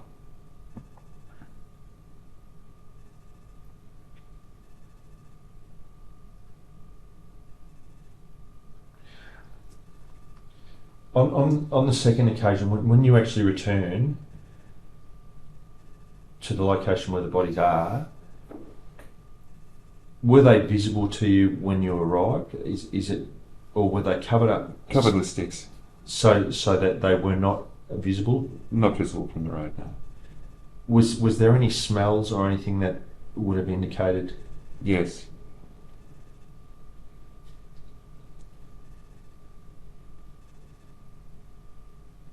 You indicated that you threw up on a couple of occasions. Mm-hmm. What brought that on? Smell, memories, the task at hand that I had to do. Yeah. But I just thought it's just one night, I've got to do it, I've got to finish it, and then it's done. Yeah. The recording device is just, I think, giving us indication that we're sort of coming to the end of these discs, so we might need to suspend. Are you feeling okay at the moment?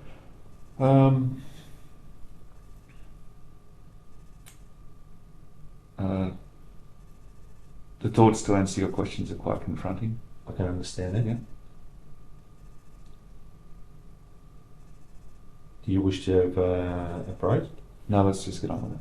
All right. Do you mind if we we'll suspend this and Sure. change? If I could change to maybe a coffee, that would be nice. Absolutely. Greg, do you agree that the time is now 5:30? Agreed, yeah.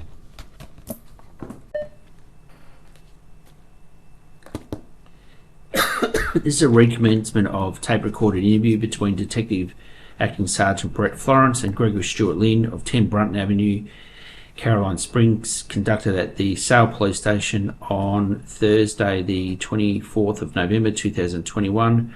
Also present is Detective Senior Constable Passingham. Yes, Senior Detective Passingham present.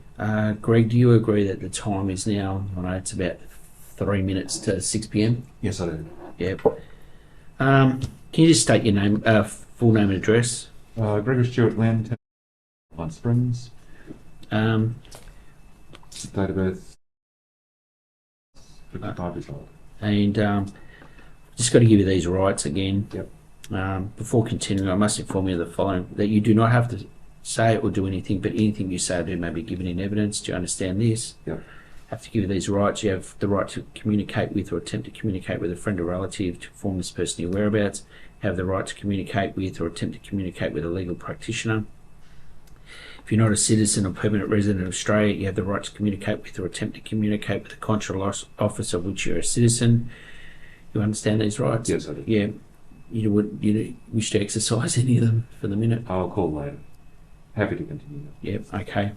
Daniel, you've got some questions? Yeah, we're just covering. You've gone back to the scene prior to the lighting of the fire. Had you removed any of the debris that's over the top to see what and if everything was still in place? A little bit, yes. All right. So you're able to confirm that both bodies were okay. Following the burning, and this has occurred. Well, I'll start again. Do you know approximately what sort of time the fire would have been lit? Sunset. And how long would it have burnt for? Sunrise. So are we estimating that to be like a 12-hour period, or are we talking about less than 12 hours? And in order to spread the debris of the fire, was the fire cold enough to be able to do that? Pretty much.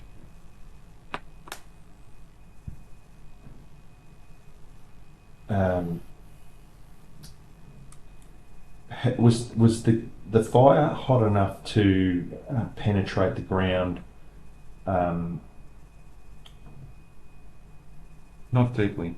No. It burned from the top down. And the wood that you used, were you selecting stuff that was of particular size? No, just whatever was nearby. All right. So anything from twigs to logs that you would have carried? Just from nearby. Yep. And like I said, there wasn't that much necessary. It wasn't like a bonfire or anything. Yeah. Yeah. Do you remember the clothing that they would have been wearing? No.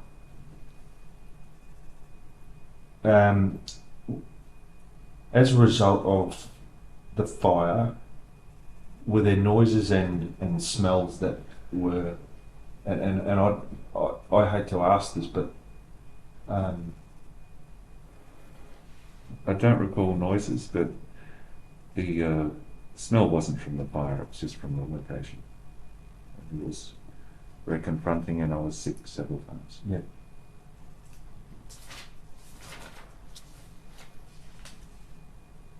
You indicate that you travel home and you go to Walhalla or an area south. South, it was a state forest south of there, yeah. Were you down on the Thompson River? Oh yes, it would have been. Yeah. And were you anywhere near the pub, the old pub? No, no. That up there. I There's think I know the one you mean. there is a pub down on the near- Walhalla, and there's a river crossing at that location. On the No. Thompson, No, it was near a bridge. where the railway bridge is. There's a walking bridge, and you can drive across the river below. Would that be Aberfeldy Bridge? Could be. I'd have to have a look at the map. Would you have taken a four-wheel drive track in order to get to that location? Yes. All right. And would you have been on the Southern side. Oh yeah. And the bridge itself is quite tall, metal, and you can actually walk across it. Yes. It's got The historical bridge. old Yeah. sleepers. Yeah. I'm pretty sure it's the Aberfeldy Bridge. No, it's not. It's not Aberfeldy. There is another name, but it's a bridge in Walhalla anyway.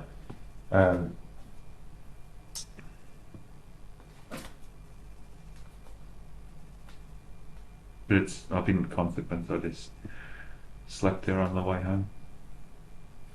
In reference to the lockable bags and the gun bags that were used at the time of being in Wanangata, do you still have them? Yes, I do. All right. But you've since purchased bags that are lockable, Yes. A rigid gun case. as in a solid, Solid. aluminium case. A solid plastic. Yeah. Okay. Like a Pelican style plastic case. Yeah. Yeah. Yeah. Really solid, very thick. Yeah. About 5 mils thick. In regards to your description and the storage of the shotgun rounds and magazines being left on the front seat. Yep. If I had been in the adjoining campsite and I was a bit of a nosy person, would I have seen? Yeah, you would have. Yeah. And normally it would have all been locked up. So, and they shouldn't have been left out anyway. This was actually my first ever deer hunting trip in the high country. I'd been on one other hunting trip, again it was by myself, but I booked in a property with Western Hunting Properties in New South Wales. It was at Corrinyalpa Station near Tilpa. Oh, for pigs. Yeah. Yeah. Yeah. I only saw big tracks and didn't see any pigs. Yeah. But that was in 2019, I think, in the winter. Did you book that through Wild Boar or something? It's called the Western Hunting Properties. Oh, right, yeah. So I've been hunting on that occasion, and I took my sporting rifles for that trip, an 1873 Winchester and 45 Colt. So it's not suitable for hunting. But I had a nice time by myself, 20,000 acres all by myself. Didn't Take the Yabby nets and I didn't bother with the yabbies. I could have camped down by the river, the Darling River, but I chose to camp. It was about 10 k's further into the bush, which was down where the pigs were meant to be. But this was the first hunting trip for deer stalking that I'd done in Victoria, and it was with the new rifle, the Ruger American, and with the new shotgun, the Arson. And I must admit, now in hindsight, I was ill prepared for the security of those. Since then I've changed practice, but obviously ill prepared. I think that was your question. yeah, look, I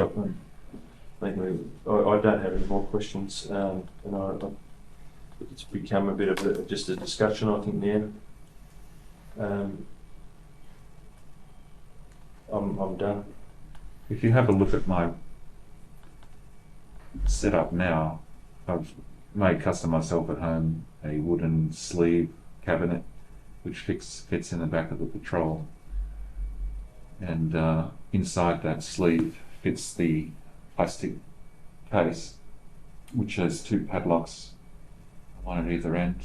You open it up, put the rifle inside, the rifle bolt removed outside of the case, with the cable locked right through the rifle, closed, locked, slid into the wooden cabinet, and from the outside of the car. You wouldn't even know. No, you can't see anything.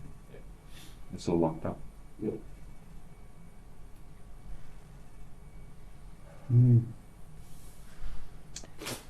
Greg, you're going to be charged with the murders of Russell Hill and Carol Clay. You do not have to say or do anything unless you wish to do so, but whatever you say or do may be recorded and given in evidence. Do you understand this? I understand.